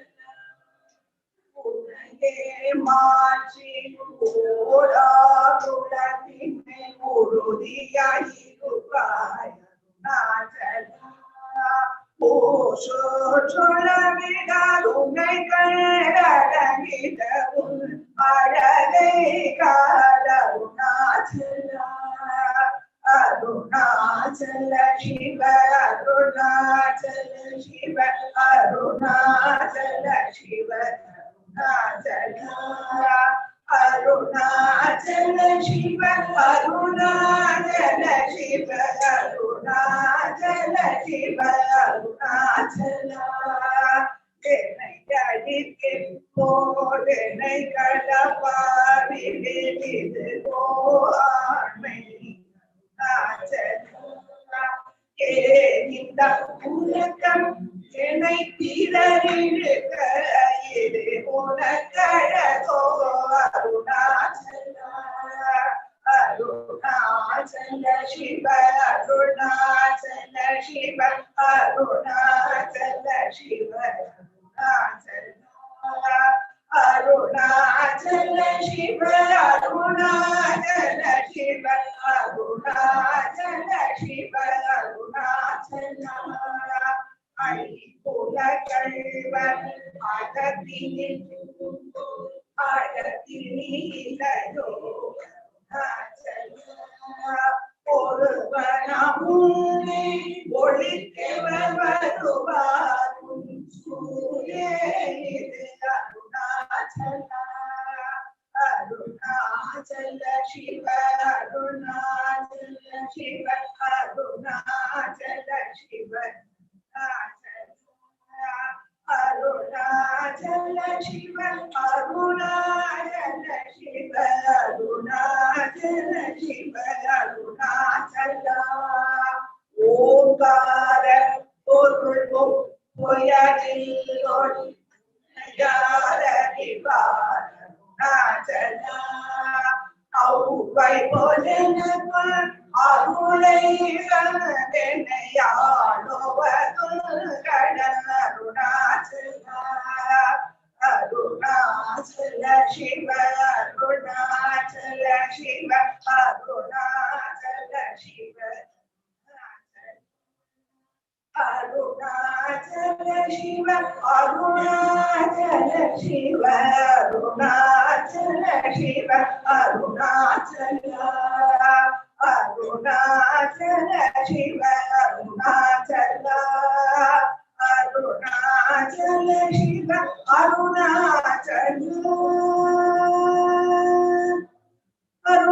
அருணாச்சலம் வாரி அன்பர்களும் வாரி அக்ஷர மணமாலை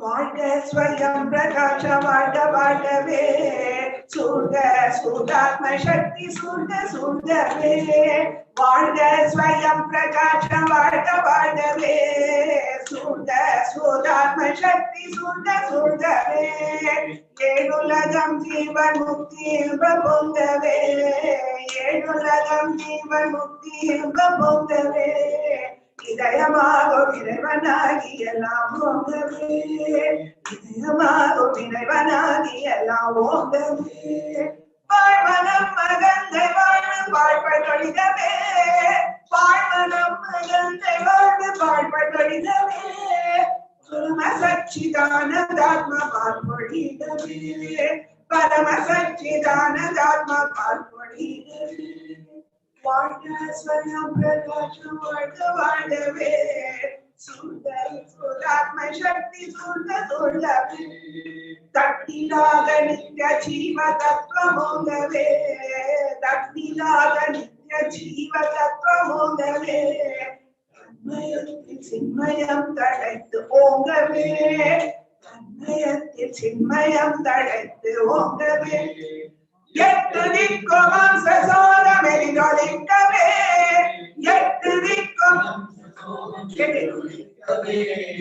எட்டு திக்கும் அம்சசோதமெலிடொழிக்கவே எட்டு திக்கும் அம்சசோதமெலிடொழிக்கவே கலா பிரம்மம் என்னும் உண்மையை மதிக்கவே எல்லாம் பிரம்மம் என்னும் உண்மை விவரிக்கவே வாழ்க ஸ்வயம் பிரதோஷ வாழ்க வாழ்கவே சூழ்க சூழ்காமஷம் சூழ்க சூழ்கவே சூழ்க சூழ்கவே சூழ்க சூழ்கவே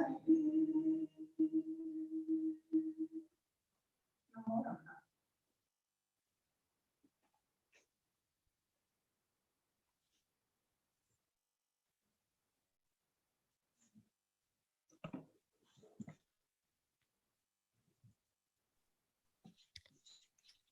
Namo Ramana. Now we will be moving to the shrine for the Arati and followed by Bhog and Prasad for all the devotees at Ramana Kendra Delhi.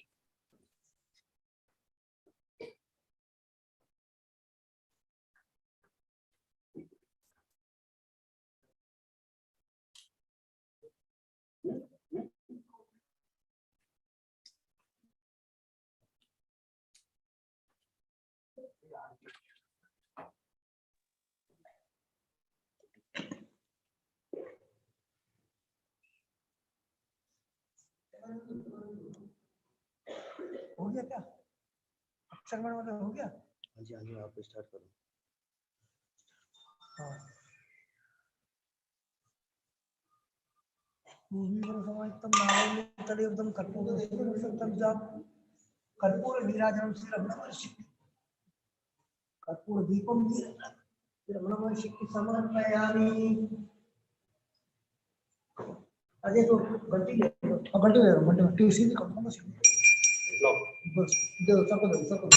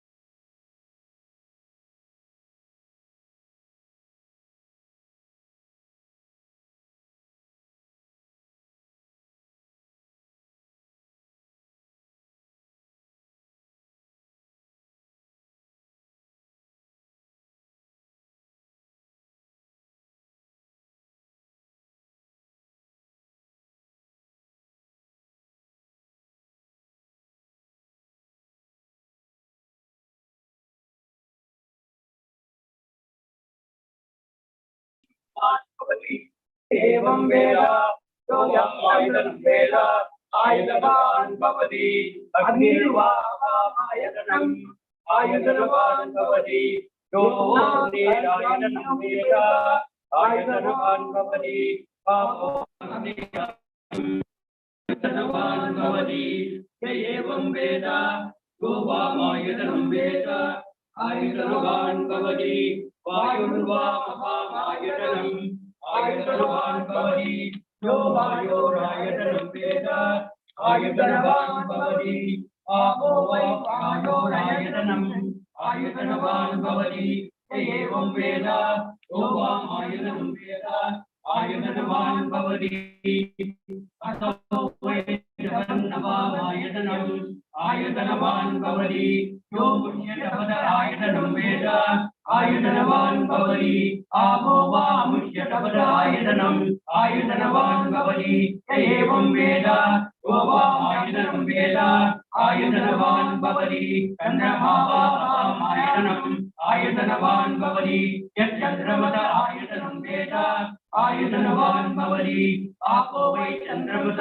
आयुधनम् आयुधवान् एवं वेद यो वामायुधनं वेद आयुधवान् भवति नक्षत्राणि वा अपामायुधनम् आयुधवान् भवति यो नक्षत्राणायुधनं वेद आयुधवान् भवति आपो वै नक्षत्राणाम् आयुधनम् आयुधवान् भवति एवं वेद यो वामायुधनं वेद आयुधवान् भवति पश्यन्तो वा अवायुधनम् आयुधवान् भवति यपश्यन्त्यायुधनं वेद आयुधवान् भवति आपो वै पश्यन्त्यायुधनम् आयुधवान् भवति एवं वेद यो वामायुधनं वेद आयुधवान् भवति संवत्सरो वा अपामायुधनम् आयुधवान् भवति यत् संवत्सरस्यायुधनं वेद आयुधवान् भवति आपो वै संवत्सरस्यायुधनम्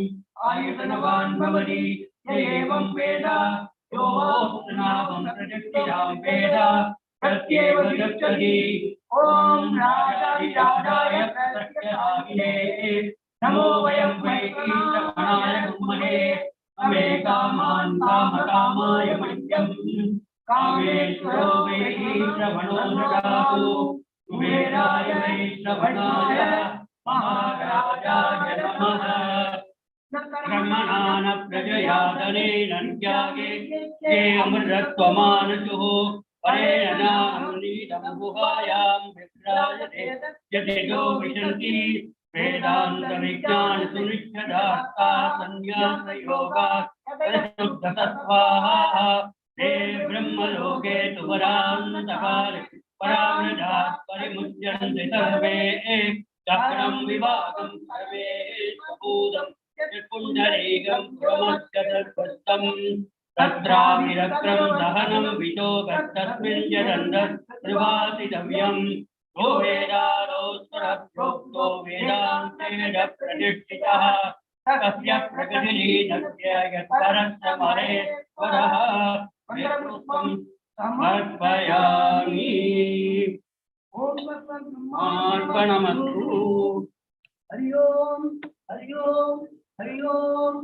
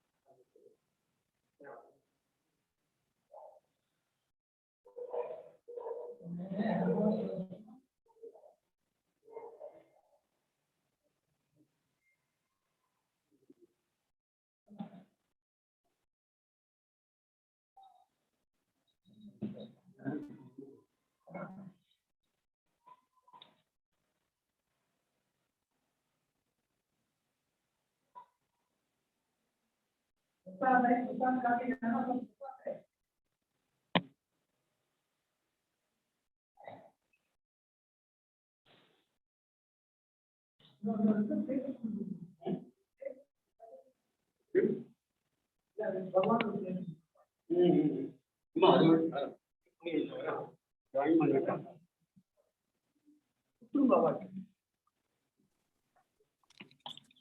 Namo Ramana. This brings us to the conclusion of Jayanti at Ramana Kendra Delhi. A warm thank you once again to Swami Sarvapriyananda, Swami Sarvapriyananda ji, who addressed us, Dr. Anand Ramanan, Adarsh ji, all the devotees, and the dance group from Mayur Vihar Phase 1. We shall now get together for Prasad at Ramana Kendra Delhi. Namo